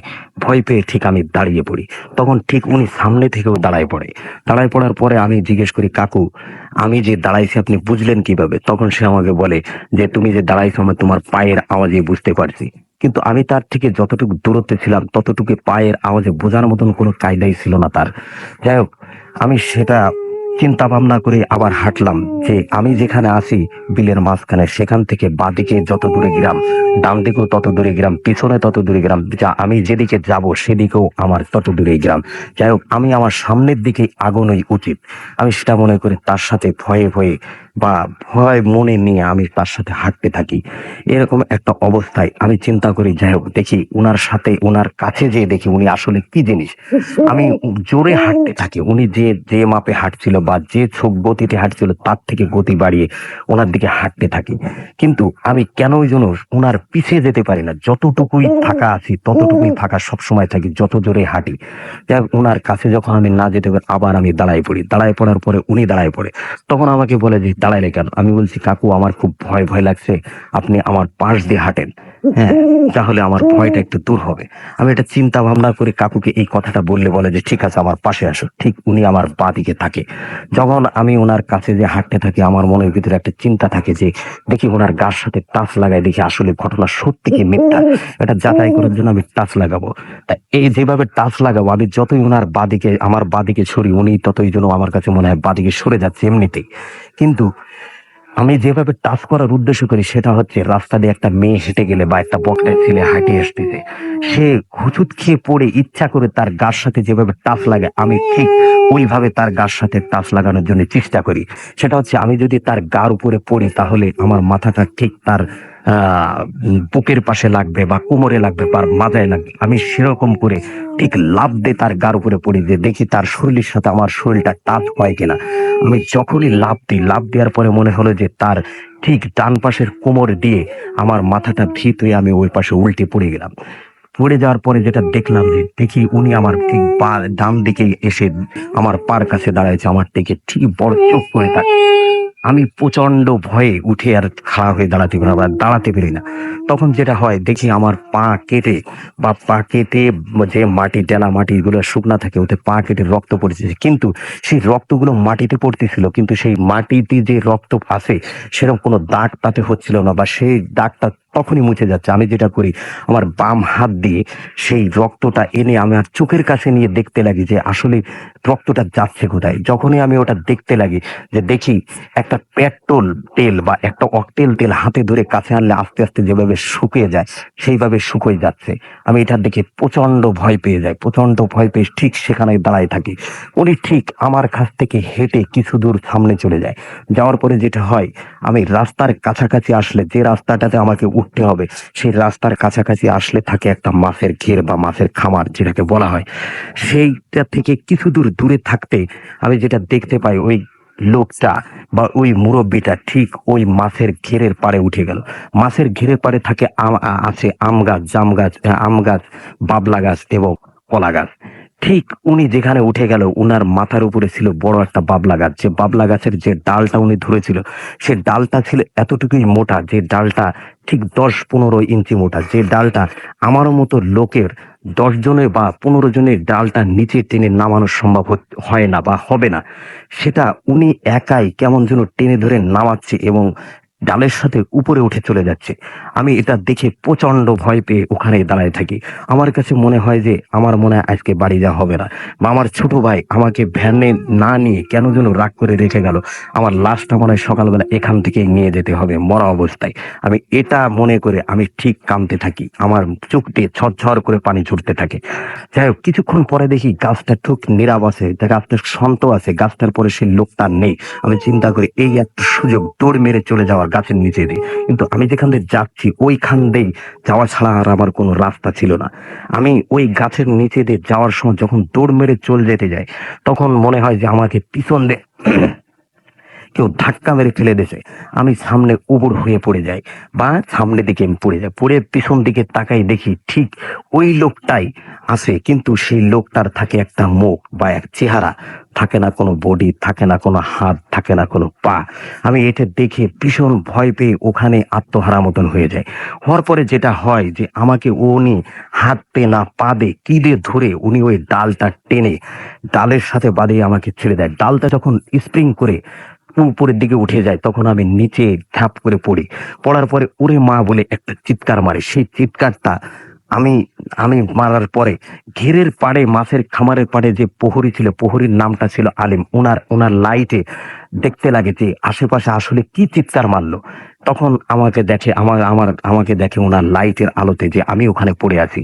পড়ে আসার পরে যেটা হয়, উনি ঠিক মাদ্রাসার কিছু লোকজন পেশে থাকে main road, Narail, Dhaka Narail highway road, সেই রোডে যে গাড়ি যাওয়া আসা করে তার পাশেই থাকে একটা মাদ্রাসা, যে মাদ্রাসা হাফেজি মাদ্রাসা বা আলিয়া মাদ্রাসা বলা হয়, যেখানে ছাত্র থাকে বা যেখানে ছাত্র পড়ালেখা করে। সেখান থেকে কিছু ছাত্র ডেকে আমাকে নিয়ে মাথায় পানি দেওয়ার পরে আমাকে ঘটনা বলে, আপনি কি ব্যাপার, আপনাকে মারছে কি, আপনার থুতমায় কাটা বা আপনার পায়ে কাটা, আপনার মাথায় কাটা, কি ব্যাপার, আপনার কে মারছে? তখন আমি তার কাছে জিজ্ঞেস করি যে আমাকে যখন পাইছেন তখন কি আমি শুধু একাই ছিলাম, আর কেউ ছিল না আমার সাথে? তখন বলেন না, আপনাকে শুধু একাই পাইছি। তখন আমি যেটা বলি যে আহ, আমার সাথে কি আর কেউ ছিল, বা আমার কাছে আর কি ছিল, বা কিছু কি দেখতে পাইছেন? তখন সে বলে না, কিছুই দেখতে পাইনি, শুধু আপনার ওই চিৎকারটা শুনে আমি লাইট মেরে দেখি আপনি পড়ে আছেন। তারপরে যেটা হয়, উনি ওনার গামছাটা, ওনার ওখান থেকে গামছা নিয়ে আমাকে পরায় দেয় এবং আমার গার যত পোশাক ছিল, জামা গেঞ্জি এবং লুঙ্গি, সবগুলো ছিঁড়ে উড়ে যায়, যেগুলো পরার মতন কোনো অবস্থা ছিল না। তখন আমি তাকে, সে আমার কাছে জিজ্ঞেস করে ঘটনাটা কি। তখন আমি তাকে ঘটনা খুলে বলি যে ভাই এই ব্যাপার। তখন সে আমাকে বলে যে ভাই, তাহলে তো এই কারণ, আমার মাছের ঘেরের যে চিংড়ি মাছ, সে মাছটা প্রতি রাতে খেয়ে যায়, খেয়ে মাথাটা ঘেরের পাড়ে পাওয়া যায়, কিন্তু মাছটা পাওয়া যায় না। কৃষি খায়, মালিকের কাছে আমি এটা জবাব দিতে পারি না। কিন্তু এখন তো আপনার ঘটনা শুনে আমি তো আর এই ঘেরে পোয়াত দিতে বা ঘের প্রহরী হিসেবে আর থাকতে পারবো না। আমার সাথে যদি আর কেউ থাকে তাহলে আমি এখানে থাকতে পারবো। যাই হোক, ওই মাদ্রাসার ছাত্র বা উনি ওনার কাছে আমাকে রেখে দিয়ে সকালবেলা বাড়িতে যখন পাঠাই, বাড়িতে মা মনে করে যে খুব মারামারি করে তাই আসছে, এটা মা মনে করে। কিন্তু আমি আমার আব্বাকে ঘটনা খুলে বলি। খুলে বলার পরে আমাদের গ্রামের হাফেজ নাম করে একজন লোক, তার নাম থাকে হাফেজ মহিউদ্দিন, তার কাছ থেকে কিছু পানি পড়া এনে দেয়। এনে দেওয়ার পরে আর আমাকে উনি ডাক্তারের কাছে পাঠায়। যে ডাক্তারের নাম আছে স্বপন ডাক্তার, হিন্দু ডাক্তার ছিল, তার কাছে পাঠায় যে তার কাছে যায় তোর এই জায়গাতে চিকিৎসা করে আয় বা ওষুধ নিয়ে আয়। রাসেল ভাই, এই ছিল আমার ঘটনা। আচ্ছা, আমি একটা জিনিস জিজ্ঞেস করতে চাই, সেটা হচ্ছে আমি সবাইকে জানাতেও চাই যে উনি যখন এসেছিলেন এই ঘটনা বলার সময় আমরা যারা ছিলাম, আমরা আজকের যে সমস্ত অতিথি তারা সবাই একসঙ্গে শুনছিলাম, তখন আপনি আপনার পায়ের কিছু দাগ দেখিয়েছিলেন হ্যাঁ, সেই দিনের ঘটনায়, বা আপনি যে আহত হয়েছিলেন জি পায়ের এবং থুতনিতে আপনার দাগ দেখেছি, এবং আপনি বললেন সমস্ত শরীরেই কিছু কাটা দাগ আছে। জি জি আপনি আরেকটা জিনিস বলছিলেন যে আপনি আমাকে একটু আগে, আমরা যখন বিজ্ঞাপন বিরতিতে ছিলাম তখন আপনি আমাকে আরো কিছু কথা বলছিলেন যে এই ঘটনাগুলো ঠিক একইভাবে আপনার সাথে ঘটেছে, এবং আপনি এই ঘটনাগুলো কেউ বিশ্বাস করুক আর না করুক আপনি মিথ্যা বলছেন না, এরকম একটা কথা আপনি জি বলছিলেন। জি জি, মানে আপনি কি বলছেন একটু বলেন, সবাইকে শুনুক সবাই একটু। যে আমার সাথে যে ঘটনা তিনটা ঘটেছে তার বিরুদ্ধে দুটাই বলছি। যে দুটো না ছিল আমার সবচেয়ে ভয়ানক ভয়ানক ঘটনা, যে ঘটনা আমার সাথে ঘটেছে। যাই হোক, আমি সবাই মনে করে এখানে যারা লিসনার্সরা মেসেজ পাঠায় তখন রাসেল ভাইয়ের কাছে জিজ্ঞেস করে, রাসেল ভাই এই ঘটনার কতটুকু সত্য বলে মনে করেন? তখন রাসেল ভাই বলে, লিসনাদের দলে ভূতে প্রেম, আমিও এখনো তাদের দলে, কিন্তু আমার ঘটনা কতটুকু সত্য সেটা জানাবেন লিসনার্সরা। এবং আমি মনে করি যে আমার ঘটনা সম্পূর্ণ সত্য, এবং আমি যে ঘটনাটা বলেছি এই ঘটনাটা এবং আমার মা আব্বা প্রত্যেকটা ঘটনার সাথে জড়িত ছিল এবং প্রত্যেকটা ঘটনা জানতো। কিন্তু ময়মনসিংহে যে ঘটনা ঘটেছিল এই ঘটনা আমার মা বাবা এখনো জানে না। এই বলতে চাচ্ছিলাম আমি। ওকে, তো আপনাকে অনেক ধন্যবাদ। আমাদের কাছে বেশ কিছু এসএমএস অলরেডি চলে এসেছে, সেই এসএমএস গুলো আমরা পড়ে ফেলতে চাই। আমাদেরকে রাফি কক্সবাজার থেকে এসএমএস করেছেন এবং তার কাছে ভালো লাগছে। রবিন আমাদের এসএমএস করেছেন জুরাইন থেকে। আশিক হাসান আমাদের এসএমএস করেছেন মিরপুর থেকে। এছাড়াও আমাদের এসএমএস করেছেন, আচ্ছা আশিক হাসান অবশ্য ভয় লাগছে সেটা তিনি জানিয়েছেন। মাসুদ খুলনা থেকে আমাদের এসএমএস করেছেন এবং আমাদেরকে এসএমএস করেছেন অনাকা ময়মনসিং থেকে, খুব ভয় পেয়েছেন তিনি। আমাদেরকে কামরুল এসএমএস করেছেন আজিমপুর থেকে, এবং আমাদেরকে এসএমএস করেছেন তুষার ময়মনসিং থেকে। শাওন আমাদের এসএমএস করেছেন আমাদেরকে শিহাব। এছাড়া আমাদেরকে এসএমএস করেছেন বখতিয়ার রাজশাহী থেকে, এবং তিনি বলছেন স্টোরিটা চমৎকার। লিঙ্কন খুলনা থেকে এসএমএস করেছেন এবং তিনি বলছেন স্টোরির জন্মটা সুন্দর, আমি ঠিক বুঝলাম না। সেলিম আহমেদ আমাদের এসএমএস করেছেন আমাদেরকে জিহাদ। এসএমএস করেছেন আমাদেরকে অ্যাঞ্জেলা। এছাড়াও এসএমএস করেছেন আমাদেরকে ফিরোজ, নাহিদ, নাজমুল গাজীপুর থেকে। আফসানা আমাদের এসএমএস করেছেন, অনেক ভালো লাগলো। অর্পি আমাদের এসএমএস করেছেন আমাদেরকে। এছাড়াও নাজমা খান, ফার্স্ট স্টোরিটা আমার কাছে সবচেয়ে বেশি ভালো লেগেছে। মমিন আমাদের এসএমএস করেছেন, মমিন, সাজু, ইসরাফেল রামপুরা বউবাজার থেকে। এছাড়া আমাদের হাবিব এসএমএস করেছেন এবং আমাদেরকে এসএমএস, আচ্ছা তিনি বলছেন যে তিনি এখনো প্রথম যে ঘটনা সেটার কথাই বলছেন যে এটা কোনো ব্যাপারই না, এরকম স্বপ্ন আমিও দেখি। ওকে, আপনার স্বপ্ন যদি আপনার জানাতে ইচ্ছা করে আমাদেরকে ডেফিনেটলি আপনি জানাতে পারেন। কিন্তু ডিজে আতাহার আমাদের এসএমএস করেছেন নাসিরুদ্দিন হেলাল। এছাড়া অর্ণব আমাদের এসএমএস করেছেন আমাদেরকে জায়ের সহ আরো অনেকে। আপনি যদি এসএমএস করতে চান তাহলে মোবাইলের মেসেজ অপশনে গিয়ে টাইপ করুন ফুর্তি, FORT, ফুর্তি স্পেস দিয়ে লিখুন আপনার নাম, স্পেস দিয়ে আপনার মেসেজ পাঠিয়ে দিন 9840 নাম্বারে। যদি আপনি চান আমাদের কাছে ইমেইল করে ঘটনা পাঠাবেন তাহলে আমাদের ইমেল অ্যাড্রেসটি জেনে নিন। আমাদের ইমেল অ্যাড্রেসটি হচ্ছে bhutfm@radiofurti.fm, which is BHWTFM@RADIOFORTI.FM। নাম, ঠিকানা এবং ফোন নাম্বার সহ আপনার জানা সবচাইতে ভয়ের ঘটনাটি আমাদের কাছে লিখে পাঠান। যারা দেশের বাইরে রয়েছেন তাদেরকে বলবো যে আপনার ঘটনাটি সরাসরি আপনি রেকর্ড করে পাঠাতে পারেন, এবং ঘটনা যারা ইমেইলের মাধ্যমে পাঠাচ্ছেন, লিখে পাঠাচ্ছেন যারা, তাদেরকে বলবো যে দয়া করে শুরুতেই উল্লেখ করুন যে ঘটনাটি আপনি স্টুডিওতে এসে শেয়ার করবেন নাকি আপনি চান যে আপনার ঘটনাটা আমরা পড়ে শোনাই। আমাদের ফেসবুক ফ্যান পেজের অ্যাড্রেসটি হচ্ছে www.facebook.com/radiofurti। আর সেই সাথে আমি জানিয়ে দিচ্ছি যে আজকের এই এপিসোডে যদি কেউ মিস করে ফেলেন আনফরচুনেটলি, তাহলে আপনাকে অবশ্যই এয়ারটেল এম রেডিওর সাহায্য নিতে হবে। সেক্ষেত্রে আপনাকে আপনার এয়ারটেল নাম্বার থেকে ডায়াল করতে হবে 4040, সিলেক্ট করতে হবে চ্যানেল 22। দেখবেন যে একের পর এক বিভিন্ন এপিসোডের অপশন আপনাকে দেওয়া হচ্ছে, যে এপিসোডে আপনি মিস করেছেন বা পুনরায় শুনছেন সেটা আপনি সেখান থেকে শুনে ফেলতে পারবেন। অ্যান্ড নাও আপনি চাইলেই ভূত এফএম এর যে কলার টিউনটা আছে, সেই টিউনটা আপনি কলার টিউন বা মাই টিউন হিসেবে সেট করে ফেলতে পারেন। শুধু আপনাকে জানতে হবে এর কোড নাম্বারটি, and the code number is 92125।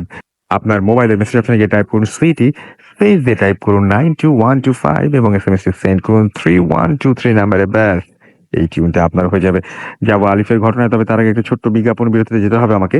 ফিরে আসছি একটু পরে, আমাদের সাথে থাকুন। স্টে টিউনড, রেডিও ফুর্তি অ্যান্ড ডোন্ট স্টপ দ্য ফুর্তি।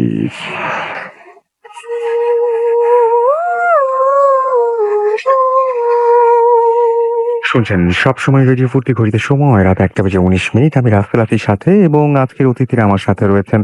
চলুন শুনে আসি সরাসরি কথা না বাড়িয়ে আলিফের ঘটনা। আলিফ। থ্যাংক ইউ রাসেল ভাই, রিয়াদ ভাইকে ধন্যবাদ জানিয়ে শুরু করছি আমার সেকেন্ড ঘটনা।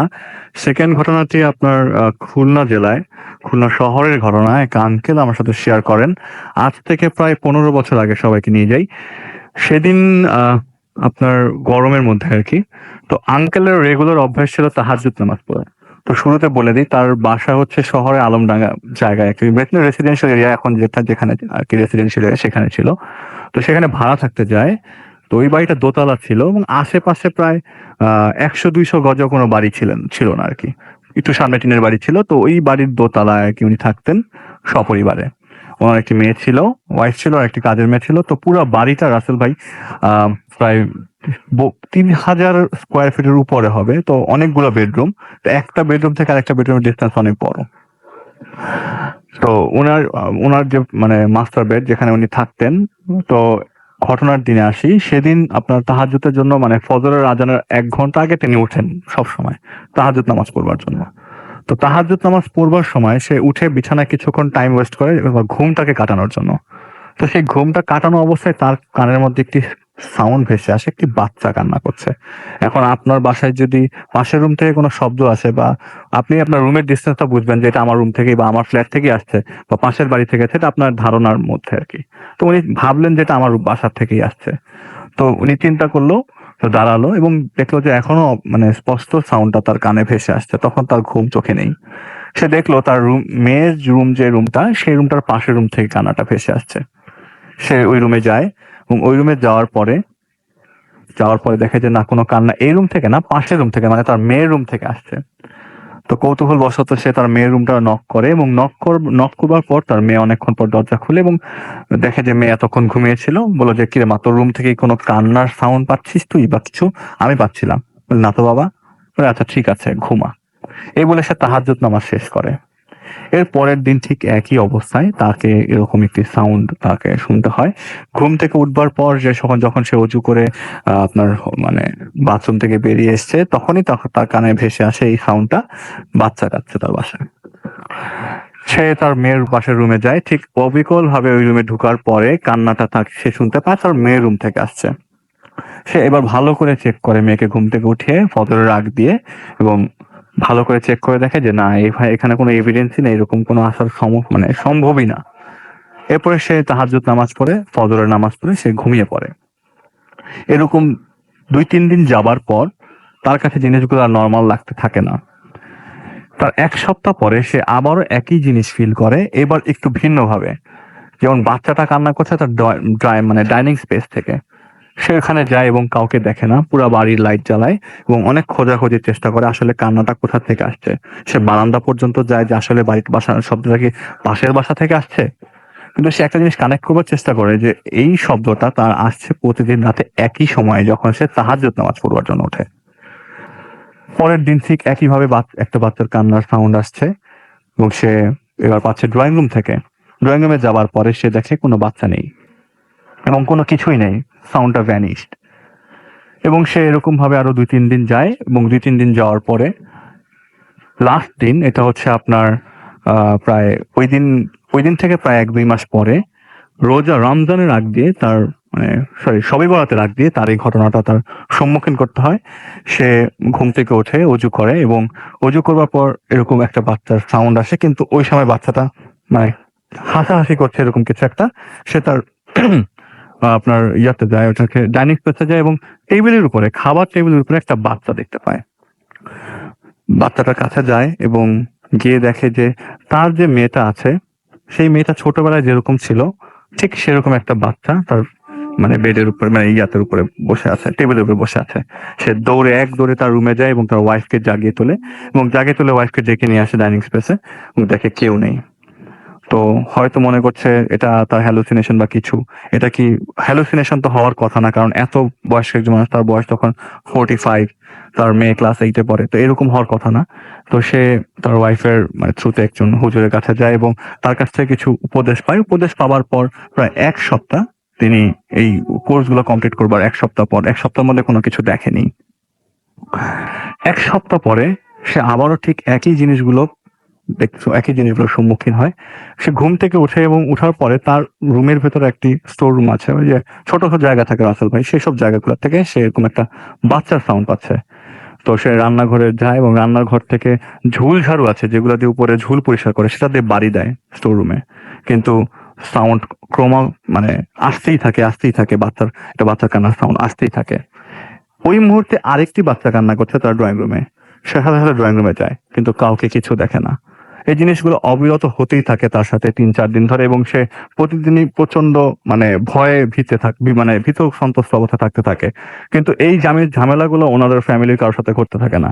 লাইক ওনার ওয়াইফ এগুলি কিছু মানে ফিল করে না, ওনার মেয়েও ফিল করে না।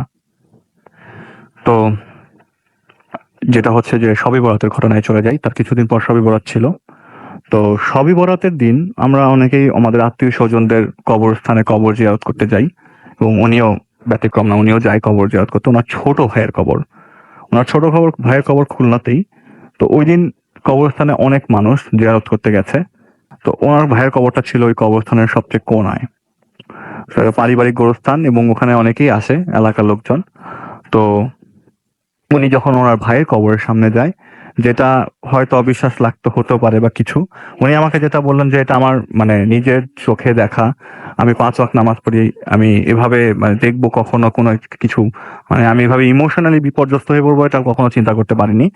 তো উনি ওনার ভাইয়ের কবরের সামনে যায় এবং কবরের সামনে যাওয়ার পরে দেখে যে একটা লোক সাদা কাপড় পরা একটা বাচ্চা কোলে নিয়ে বসে আছে কবরের পাশে, বসে মাথা নিচু করে চুপ করে বসে আছে। মনে হচ্ছে কেমন একটা অসহায় মানুষ বসে আছে এই জায়গায়। সে যখন ভালো করে লক্ষ্য করবার পর দেখে এটা ওনার ভাই, যে মৃত ভাইয়ের কবর জিয়ারত করতে এসেছে তিনি, তার ভাই, এবং কোলে যে বাচ্চাটি, সেই বাচ্চাটি হচ্ছে তার ছোটবেলার মেয়ে। মানে তার মেয়ে তো বেঁচে আছে রাসেল ভাই, তার ছোটবেলার মেয়ে। তো এই অবস্থা দেখে সে বাসায় চলে আসে এবং আমার ওয়াইফকে আবারও জানায়, এবং যে এই অবস্থা তো কখনো সম্ভব না, এগুলি কখনো আমি দেখি নাই, হঠাৎ করে এগুলি আমি দেখছি। তোমার যে মানে আমার এই কাজটা করেনি হুজুরের যে কোর্সটা, আমি আবার যাবো ওনার কাছে। উনি আবার ওনার হুজুরের কাছে যায় এবং ঠিক একইভাবে একই কোর্স দেয়। এরপরে উনি বাসাটা চেঞ্জ করবার পর ওনার বাসাটা খুলনা মানে শহরের মধ্যেই হয় একটা জায়গায়, এবং বাসাটা অত বড় ছিল না আগের বাসার মতো। তো নর্মালি জীবনযাপন করতে থাকে। হঠাৎ করে একদিন রমজানের ঈদের 7 থেকে 8 দিন আগে, সে সেহরি করার পরে বাসার মানে যে রুমে লাইট অফ ছিল সেই রুমে সে অনেকগুলো মানে মানে সাউন্ড শুনে আসতে দেখে, ভেসে আসতে দেখে, মানে সাউন্ড শুনতে থাকে, অনেকগুলো বাচ্চার মানে কান্নার সাউন্ড। সে সেহরি করে শেষ করে রুমে বসেছিল, ফজরের আজানের জন্য ওয়েট করছিল। এমন সময় সে ড্রয়িং রুমে যায় এবং দেখে সেখানে মানে টেবিলের চারপাশে প্রায় 20-30টা বাচ্চা একসাথে বসে কান্না করছে। এটা দেখে ওখানে উনি সেন্সলেস হয়ে যায়। এরপরে ওনাকে খুলনা একটা ছোট হসপিটালে নেওয়া হয়, ওখান থেকে ট্রান্সফার করা হয় সোরওয়ার্দে ট্রান্সফার করবার পর তাকে তার হার্টে এরকম সমস্যা ধরা পড়ে, এবং তারপর থেকে উনি মানে আবারও একই হুজুরের কাছে যায় এবং বলে যে আপনি যেসব জিনিস দিয়েছিলেন এগুলো কিছুতেই কাজ হয়নি। তখন উনি জানতে পারে যে পারিবারিকভাবে, আমাকে ডিটেলস বলেনি, পারিবারিকভাবে ওনাকে মানে ক্ষতি করতে চাওয়া হয়েছিল, এবং ক্ষতি করতে চাওয়ার কারণে সে এইসব জিনিসগুলোর সম্মুখীন হয়েছে। এখন উনি মানে অনেক চেষ্টা করবার পরেও মানে ওনার হেল্প নিয়ে এই যে জিনিসগুলো থেকে কাটিয়ে উঠে আসছে, এবং উনি এখন সুস্থ আছে। কিন্তু তারপরেও তার মনে হয় যে কান্নার সাউন্ড ভেসে আসবে বা কিছু, কিন্তু এখন ওরকম আর সমস্যা ওই পরে উনি মানে কোন একজনের মাধ্যমে সুস্থ হয়েছেন? হ্যাঁ, অবশ্যই। আচ্ছা। এবং উনি যেটা জেনেছিলেন যে ওনাকে যে জিনিসটা দিয়ে ক্ষতি করা হয়েছিল সেটা অনেক পাওয়ারফুল ছিল। ওনাকে প্রথমে যে কোর্সটা দেওয়া ছিল সেটা কমপ্লিটলি কাজ করেনি। পরে যখন আরো পাওয়ারফুল ডোজ দেওয়া হয় এবং এটা পরে কাজ করে গেছে আর কি, পরে জিনিসটাকে টোটালি বন্ধ করে দেয়, মানে এটা কাটিয়ে উঠে আসে আর কি। এখন উনি সুস্থ আছেন এখন উনি তাহলে। সুস্থ। অনেক ধন্যবাদ আলিফ। আমরা পরবর্তী একটা ঘটনা শুনলাম আলিফের কাছে। এই ঘটনাটাও বেশ চমৎকার লাগলো আমার কাছে। আমি জানি না যে আপনাদের কাছে কেমন লেগেছে। আমরা একটা ছোট্ট বিজ্ঞাপন বিরতি চলে যাবো, একদম সময় নেই। আমরা বিজ্ঞাপন বিরতি পরে আবারও ফিরে আসছি। আমাদের সাথে থাকুন। স্টে টিউনড রেডিও ফুর্তি এন্ড ডোন্ট স্টপ দ্য ফুর্তি।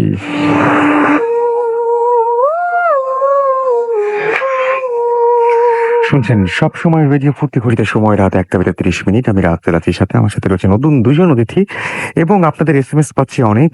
তানভীর খান আমাদের ঢাকা থেকে এসএমএস করে বলছেন ফোর্থ স্টোরিটা খুব ভয় পেয়েছেন তিনি। নাজমুল টিকাটুলি থেকে আমাদের এসএমএস করেছেন আমাদেরকে ইসরাইল রাজশাহী থেকে, এবং আমাদেরকে এসএমএস করেছেন দেখতে পাচ্ছি Leon, third story was very good. আমাদের এসএমএস করেছেন ইপা লালবাগ থেকে, ভাইয়া ভূত এফএম আমার আর আমার হাজবেন্ড মিলে শুনছি।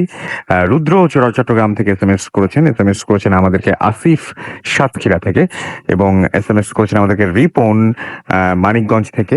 আমাদেরকে এছাড়াও কামরুল লুসা এসএমএস করেছেন আজিমপুর থেকে। আমাদের এসএমএস করেছেন রৌফ খান। এছাড়া আমাদের এসএমএস করেছেন দেখতে পাচ্ছি আচ্ছা সুজন, আচ্ছা আমাদেরকে জেবি এসএমএস করেছেন আমাদেরকে তাজবীর। এছাড়াও সুমি এসএমএস করেছেন খুলনা থেকে। এবং সেকেন্ড ঘটনা বশির ভাইয়ের খুব ভালো লেগেছে। আমাদেরকে মোস্তাক বেইলি রোড থেকে এসএমএস করেছেন, এবং আমাদেরকে এসএমএস করেছেন ডলার, এসএমএস করেছেন ইভান, এসএমএস করেছেন আমাদেরকে অর্পি মিরপুর 14 থেকে। ভূত এফএম জমে উঠেছে এরকম কিছুটা বলেছেন তিনি। আমাদেরকে এছাড়া এসএমএস করেছেন এস কে সুমন, আমাদেরকে নিশাদ এসএমএস করেছেন, এবং তার কাছে স্টোরিটি অসাম লেগেছে। আমাদেরকে এছাড়াও এসএমএস করেছেন মাসুম বেলাল রাজশাহী থেকে, তিনি এবং তার 3 ফ্রেন্ড মিলে লাইট বন্ধ করে ভূত এফএম শুনছেন। রবিউল ইসলাম আমাদের এসএমএস করেছেন আমাদেরকে পৃথ্বী। এছাড়াও আমাদের এসএমএস পৃথিবীর নিশাদ, ওকে, মালিবাগ থেকে এসএমএস করেছেন, এবং আমাদেরকে এসএমএস করেছেন দেখতে পাচ্ছি আরাফাত ঢাকা থেকে। অল স্টোরিজ তার কাছে মানে অসম লেগেছে। এছাড়া আমাদেরকে এসএমএস করেছেন পলাশ, এসএমএস করেছেন রোহিত। আসলে কথা বলার বেশি টাইম নেই, আমরা সরাসরি ঘটনা চলে যাচ্ছি। আমাদের নতুন আরো একজন অতিথি জয়েন করেছেন, তার কাছে আপনার নামটা একটু প্লিজ বলবেন এবং কোথা থেকে এসেছেন। হ্যালো লিসনার্স, আমি বিলাস মিরপুর থেকে এসেছি। তো আমি আমার স্টোরিটা শুরু করতেছি। তো এই স্টোরি হচ্ছে লন্ডনের।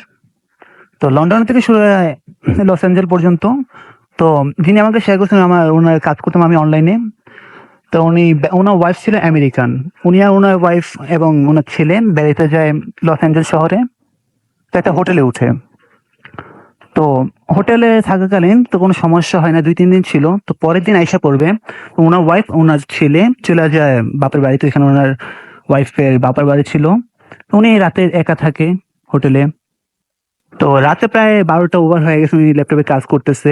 তো উনি ওয়াশরুমে যায়, নর্মালি ওনার রুমে কেউ থাকে না। উনি ওয়াশরুম থেকে যখন ব্যাক করে তখন দেখে ওনার ল্যাপটপে নর্মালি যেসব কাজ করেছিল কোনো কাজ নেই, অন্য অন্য সব ফাইল ওপেন করা, জাস্ট সবকিছু র্যান্ডমলি ওপেন হয়ে গেছে। তো আমি চিন্তা করলে হয়তো বা ইলেকট্রিক জিনিস হইতেই পারে। তিনি নর্মাল ভাবে নিলেন, তিনি আবার ল্যাপটপে কাজ শুরু করলেন। এবং কাজ করতে করতে এক পর্যায়ে তিনি চিন্তা করলেন যে ঘুমাবো। তখন রাত প্রায় 3টা বাজে। তো উনি ল্যাপটপটা অফ করে নামিয়ে তারপরে ওয়াশরুমে ফ্রেশ হয়ে শুতে যায়।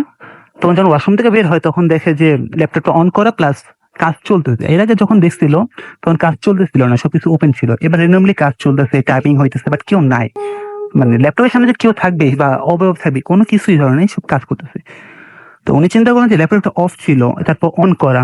তো উনি চিন্তা হয়তো বা রাত জাগছে বেশি, যার কারণে এরকম হইতে পারে। উনি ল্যাপটপটা অফ করে বেডে চলে যায়। তো রাত 3টার পরে হয়ে গেছে। তো উনি ঘুমাইতেছে, তো কলের আওয়াজে, পানি ট্যাপের আওয়াজে ঘুম ভেঙে যায়। তো উনি ঘুম ভেঙে দেখে যে ওয়াশরুমে লাইট জ্বলতেছে প্লাস ভিতরে মানে সবগুলো কল ছেড়ে দেয়া। তো উনি চিন্তা করলো যে আমি তো ওয়াশরুমে কল তো অফ করছি প্লাস লাইটটাও অফ ছিল। তো উনি একটু ভয়ে ভয়ে উঠে ওইটা ওয়াশরুমের গেটটা যখন ধাক্কা দেয় তখন দেখে যে কোনো পানির আওয়াজ নাই, প্লাস কলগুলা বন্ধ। ইভেন পানি যদি এইমাত্র পড়ে যে পানি গড়ায় পড়বে সেরকম কোনো পানি নেই, সবকিছু নর্মালি ছিল। একটু আগে ওয়াশরুম ইউজ করছে, নর্মালি হালকা পাতলা পানি ছিল সেগুলা, কিন্তু লাইটটা তখনও জ্বলতেছিল। তখন তার ভয় লেগে যায়। তখন সে বেডে আস্তে আস্তে চিন্তা করে সবকিছু মিলে থাকে, যে ল্যাপটপ অন ছিল বা সবকিছু মিলে থাকে। তখন আবার ওয়াশরুমে যখন তাকায় তখন ওয়াশরুমের লাইটটা কিন্তু অনই ছিল, অফ করতে খেয়াল ছিল না ওনার। তো ওয়াশরুমের সামনে দেখে গেটের সামনে একটা মেয়ে দাঁড়ায় আসছে। তো পিছনের লাইটের কারণে সামনে চেহারা বোঝা যেতেছে না। তো মেয়েটা অল্প বয়সী যেটুকু বোঝা গেল, তো 25-30 হবে এই টাইপের। তো মেয়েটা ওনার দিকে তাকিয়ে আছে। ভাই আমরা কিন্তু এরকম দেখছি যে বা শুনি যে হিংস্র টাইপের চেহারা বা ভয়ঙ্কর একটা চেহারা থাকে, তো ওইরকম কিছুই না। মেয়েটা খুব করুণ চোখে তাকিয়ে আসছে বা একটু হোপলেস টাইপের এই টাইপের চোখে তাকিয়ে আসছে। তো উনি ভয় পেয়ে যে ওনার রুমে কেউ ছিল না, একটা মেয়ে আসলো কই থেকে। তো উনি ভয় ইন্টারকমে ফোন দিবে, তো রিসিভার উঠানোর সময় যখন ডান দিকে তাকালো তখন দেখে একটা বাচ্চা মেয়ে এখানে দাঁড়িয়ে আছে, 5-6 বছর হবে। তো উনি এবার সম্পূর্ণ ভয় পেয়ে যায়, কারণ ওর রুমে তো কেউ ছিল না। আর রাত জাগার কারণে এত হ্যালুসিনেশন হবে না, কারণ একটা পর একটা ঘুরতেছে। তো এটা নিতে না পারা ব্রেনে প্রেশার হয়, যার কারণে সেন্সলেস হয়ে যায়। তো পরের দিন যখন হাসপাতালে জ্ঞান ফিরে, তখন জ্ঞান ফেরার পরে উনি জানতে পারে যে উনাকে নাকি রুমের বাইরে পাওয়া গেছে, বাট উনি যতক্ষণ সেন্স ছিল উনি তার বেডের উপরে ছিল। তো ওনার ফ্যামিলি কাউকে বলে নাই। পরে লন্ডনে এসে পড়ে, তো লন্ডনে সবকিছু ঠিক ছিল নর্মালি। উনি ওই অবস্থাটা কাটায় ব্যাক করছে, জবে শুরু করছে। একদিন মানে এর মাঝখানে আবার একটু দুঃস্বপ্ন দেখা শুরু করে, বাট ওগুলো নর্মালি ছিল। তো 4-5 দিন পরে ওনার ছেলে 9 বছর বয়স, উনি এসে বললো যে বাবা এদিকে তাকাও, মানে একটু ভালো করে দেখো যে কিছু বুঝতেছ কিনা। তো তাকে দেখে না নর্মালি সবকিছু, তখন বললো আবার এভাবে বিভিন্ন ভাবে দেখায়। তারপর বললো যে এখনো বোঝো নাই, তখন উনি বললেন যে না। তখন বললো যে কোনো কিছুরই কোনো বস্তুর ছায়া নাই। তখন ভালো করে দেখতেছে যে আসলে কোনো কিছুর ছায়া নেই, ইভেন ওনার ছায়াও নাই। তো ওনার সামনে ল্যাপটপের পিছনে লাইট, তো যার কারণে সামনে ছায়া পড়ার কথা, কোনো ছায়াও নাই। তো উনি এইভাবে চিন্তা করলো যে লাইটের আলো সম্ভবত অনেক বেশি, যার কারণে ছায়াটা পড়তেছে না, রিফ্লেক্ট হয়ে সব দিকে আলোটা যাচ্ছে। তো উনি ছেলে কিছু না বলে উনি বাইর হয়ে যায়, সব পুরো ঘরটা চেক করে যে কোনো কিছু যে ছায়া আছে কিনা। তো উনি দেখলেন যে পুরো দোতলা বিল্ডিং, তো নিচতলা দোতলা কোনো কিছুরই ছায়া নাই। লাইট বন্ধ করে বা লাইট জ্বেলে বা টর্চ দিয়ে কোনো কিছুর ছায়া নাই। তো উনি এটা চিন্তা করলো যে হয়তোবা কোনো ঘরে কোনো সমস্যা হইতে পারে, প্যারানরমাল ওনার মাথায় আসে নাই। তা 2 দিন পরে ওনার ওয়াইফ একদিন ওনাকে বলতেছে যে গত রাতে ওনার ছেলে আর ওনার ওয়াইফ বাড়ির সামনে কথা বলতেছিল বা কোনো খেলাধুলা করতেছিল। তো ওনার যখন বাড়ির দিকে তাকালো ছাদে, দেখতেছে যে একটা মেয়ে রেলিং এর উপরে হাঁটতেছে। তো উপরের আলো না থাকার কারণে বোঝা যাইতেছিল যে একটা মেয়ে, কারণ বাতাসে চুল উঠতেছে, নর্মালি হাঁটতেছে। মানে জোরে উঠে ছাদে, কারণ ওনার মধ্যে এই প্যারানর্মাল কোনো কিছু চিন্তা ভাবনা ছিল না, হয়তো বা কেউ লাভ দিবে বা ওনার কাজের মেয়ে ছিল বা এই টাইপের উনি ছিল যে কেউ কি আবার দুষ্টামি করে হাঁটতেছে কিনা এইভাবে। উনি ওই ছাদে যায় দেখে কেউ নাই। পরে বাসার নিচে সবাইকে নোটিস করে দেখলো যে ঘরে সবাই আছে নর্মালি, যে যার মতো কাজে, তাহলে উপরে কে ছিল। তখন ওনার ভয় লাগে, তো উনি ওনার হাজবেন্ডকে জানায়। তো ওনার ছেলেও জানায় যে এইভাবে যে ওর ছেলে যখন ঘুমায় বা জায়গা থাকে, তো ওনার রুমের সামনে দিয়ে নাকি একটা বাচ্চা মেয়ে হেঁটে যায় বা একটা মহিলা। তো এবার আস্তে আস্তে 1 সপ্তাহ 2 সপ্তাহের মধ্যে সবাই এটা টের পাইলো যে আর 2টা পার্সন ঘরের মধ্যে ঘোরাফেরা করে। তো ওনার ফাদার ডাকলো, যেহেতু খ্রিস্টান। তো ফাদার ডাকার পরে ফাদার যারা বললো, তো ফাদারকে কিন্তু আগে কাহিনীটা বলে নাই যে লস অ্যাঞ্জেলস শহরে হোটেলে যা ঘটছে। তো ফাদার বললো আপনি সম্ভবত দূরে কোথাও গেছিলেন। তখন বলছিলেন হ্যাঁ। বলছিল আপনি যেখানে গেছিলেন সেখানে কিছু আত্মা আপনার সাথে আইসা পড়ছে, তাদের ভালো লাগছে আপনার এই জায়গাটা, তো আর এখান থেকে যাবে না এবং আপনার ক্ষতিও করবে না। আপনি যদি এদেরকে সরাইতে চান তাহলে এরা আপনার ক্ষতি করতে যাবে, কিন্তু এরা আপনার নর্মালি ক্ষতি করবে না। তো ওনার এইটুক চিন্তা ছিল হয়তো ক্ষতি করবে না, কিন্তু ফ্যামিলিতে একটা বাচ্চা আছে, প্লাস ওয়াইফ ওনার ভয় পায়, আর ওনার কাজও মন বসাতে পারতেছে না। তো দিন যায়, তারপরে এভাবে আরো অনেক কিছু ঘটতে থাকে। তো উনি বাড়িটা বিক্রি করে দেয়, বিক্রি করে নতুন জায়গায় শিফট হয়, সব নর্মাল ছিল। বাট এখনো বাড়ির মাঝে মধ্যে বাড়িতে কোনো ছায়া পাওয়া যায় না, এখনো চলতেছে গত 3 বছর ধরে। ওকে, আপনাকে অনেক ধন্যবাদ। আমরা আমাদের পরবর্তী অতিথির কাছে যাব এবং আমরা দেখতে পাচ্ছি অনেকে এসএমএস করছেন, সজীব এসএমএস করছেন, রীতি এসএমএস করছেন। আমাদেরকে দেখতে পাচ্ছি আচ্ছা আন্তুম এছাড়া আমাদের এসএমএস করছেন, সারিয়া এসএমএস করছেন আমাদেরকে, এছাড়াও আরো অনেকে আপনি তানভীর আমাদের এসএমএস করেছেন দেখতে পাচ্ছি, এসএমএস করছেন ফজলে রাব্বি, এছাড়া আমাদের এসএমএস করছেন রায়হান শ্যামলী থেকে, এবং থার্ড স্টোরিটা তার কাছে অনেক ভালো লেগেছে সেটা তিনি জানিয়েছেন। সাইদ আমাদের এসএমএস করছেন, আজিজ আমাদের জিগাতলা থেকে এসএমএস করছেন, তার কাছে ফিফথ স্টোরিটা ভালো লেগেছে। আমাদেরকে এসএমএস করছেন শিশির, এছাড়াও এসএমএস করছেন আরাফাত বনশ্রী থেকে, আমাদেরকে লালন এসএমএস করেছেন ফুলপুর থেকে, আমাদেরকে এছাড়াও এসএমএস করেছেন দেখতে পাচ্ছি জুয়েল, আমাদেরকে এসএমএস করেছেন দেখতে পাচ্ছি। এছাড়াও অনেকেই নামটা শুরুতে লিখছেন না, সেজন্য এসএমএসটা পড়া হচ্ছে না। আপনারা যেটা করতে হবে, প্রথমে মোবাইলের মেসেজটা গিয়ে টাইপ করতে হবে ফুর্তি, FORTI ফুর্তি, স্পেস দিয়ে লিখতে হবে আপনার নাম, তারপর আপনার মেসেজ, তারপরে হচ্ছে সেটা পাঠিয়ে দিতে হবে 9840 নাম্বারে। তো এই অর্ডারটা যদি আপনি মনে রাখেন, এই অর্ডারটা মনে রাখলে আমার মনে হয় এসএমএসটা আমার জন্য পড়া অনেক সহজ হয়ে যায়। যাই হোক, চলে যাচ্ছে আমরা আমাদের পরবর্তী অতিথির কাছে, তার ঘটনা শুনবো। আপনার নামটা বলবেন এবং কোথা থেকে আপনি এসেছেন। হাই লিসেনার, আমি ঢাকার পল্টন থেকে এসেছি এবং আমার হোম ডিস্ট্রিক্ট বগুড়া। ওকে, রাতুল, আমি সরাসরি স্টোরিতে চলে যাচ্ছি। স্টোরিটা মূলত বেশ কিছুদিন আগে না, অল্প কিছুদিন আগে। আমি কিছুদিন আগে আমার হোম ডিস্ট্রিক্ট বগুড়াতে যাই এবং বগুড়া থেকে আমার বাসাতে যেতে হয় অন্য একটা গাড়িতে। তো আমি এখানে 2 দিন থাকার পর আমার বাসায় যাচ্ছি। তো আমি বগুড়া শহর থেকে গাড়িতে উঠি আমার হোম ডিস্ট্রিক্ট ধুনটের উদ্দেশ্যে। তো বগুড়া শহর থেকে আমার সঙ্গে আরেকটা মেয়ে ওঠে এবং আমার পাশের সিটেই বসে, এবং কিছু দূর আসার পরে শেরপুর নামে আর একটা উপজেলা আছে, সেইখানে মেয়েটা নেমে যায়। তো এর মধ্যে আমাদের মধ্যে কিছু কনভারসেশন হয়, দেন উনি নেমে যায়। তারপর আমি আসতেছি, আসার মধ্যে আমি নামবো, আমি যেখানে নামবো ওইখানে আমি এসে গেছি আমার জায়গায়। তো আমি নামতে গিয়ে আমি দেখতে পাচ্ছি, আমি জানালার বাইরে দেখতে পাচ্ছি যে ওই মেয়েটা জানালার ওই পাশে দাঁড়ায় আছে, রাস্তার পাশে। তারপরে আমি একটু ভয় খাই এবং ওই গাড়ি থেকে নামি। তো নামার পর আমি চিন্তা করতেছি কুয়াশা এবং এসব দেখতেছি। তো আমি বাসায় ফোন করি এবং আমার আব্বু সেদিন বাসায় ছিল না। আমার ছোট কাকা আমাকে আগায় নিতে আসে। ও হ্যাঁ, আমার বাসায় যাইতে ওইখান থেকে মেইন রাস্তা থেকে 2-3 কিলোমিটার ভিতরে আমার বাসা। রাতে রাতে তো গ্রাম্য রাস্তা, মানুষ না থাকারই কথা। তো আমার কাকা আমাকে এগিয়ে নিতে আসতেছে, আমি যাচ্ছি। তো কুয়াশার মধ্যে যাচ্ছি। তো আমার এক চাচাতো ভাই আছে, ওই যে কাকা আমাকে আগে নিতে আসতেছে, ওই কাকারই ছেলে আমাদের সঙ্গে পড়তো। আমরা যখন ক্লাস 9-এ পড়তাম, ও তখন মারা যায়, ব্রেন ক্যান্সারে মারা যায়। তো ওই কবরের কাছে যখন আমি আসছি, আমি দেখতে পাচ্ছি যে ও কবরের পাশে সেম ওই মেয়েটা, যে মেয়েটা আমার সঙ্গে বাসে ছিল এবং বাস থেকে নামার সময় আমি যে মেয়েটাকে দেখছি, সেম ওই মেয়েটা ওই আমার চাচাতো ভাইয়ের কবরের পাশে দাঁড়ায় আছে, দাঁড়া থেকে আমাকে ডাকতেছে ওর কবরের দিকে। এবং এটা দেখার পরে আমি অনেক ভয় পেয়ে আমি সামনের দিকে দৌড় দিই। তো কিছু দূর দৌড়তে যাওয়ার পরে আমি দৌড়তে যাচ্ছি আর পিছন দিকে তাকাচ্ছি। তো এর মধ্যে আমি একজনের সঙ্গে ধাক্কা খাই, এবং ধাক্কা খেয়ে আমি ভাবি যে ওই মেয়েটার সঙ্গে আমি ধাক্কা খেলাম। বাট আমি পরে দেখি, আমি চিল্লানিতে উঠি, আমি অনেক ভয় পেয়ে যাই, এবং পরে দেখি যে আমি আমার কাকার সঙ্গে ধাক্কা খেলাম। তারপরে কাকা হয়তো কিছু গেস করতে পারে যে আমার সঙ্গে অ্যাবনর্মাল কিছু ঘটতেছিল বা আমি ভয় খাইছি। তারপরে আমাকে বাসায় নিয়ে যায়, এবং আমি রাতে যখন আমি ঘুমাতে যাব আমার রুমে যাই।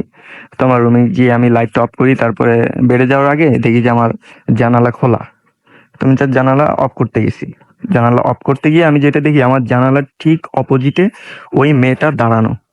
এবং আমি এইটা দেখি এত ভয় পাই যে আমি কি করবো, আমি নিজেও কিছু বুঝতে পারতেছিলাম না। আমি জানালা অফ করবো নাকি অফ না করে সরাসরি ভিতরে আমি জোরে চিল্লানি দেবো। আবার ভয় করতেছিলাম যে আমি যে চিল্লানি দেবো, আবার যদি ওইটা এসে আমাকে ধরে।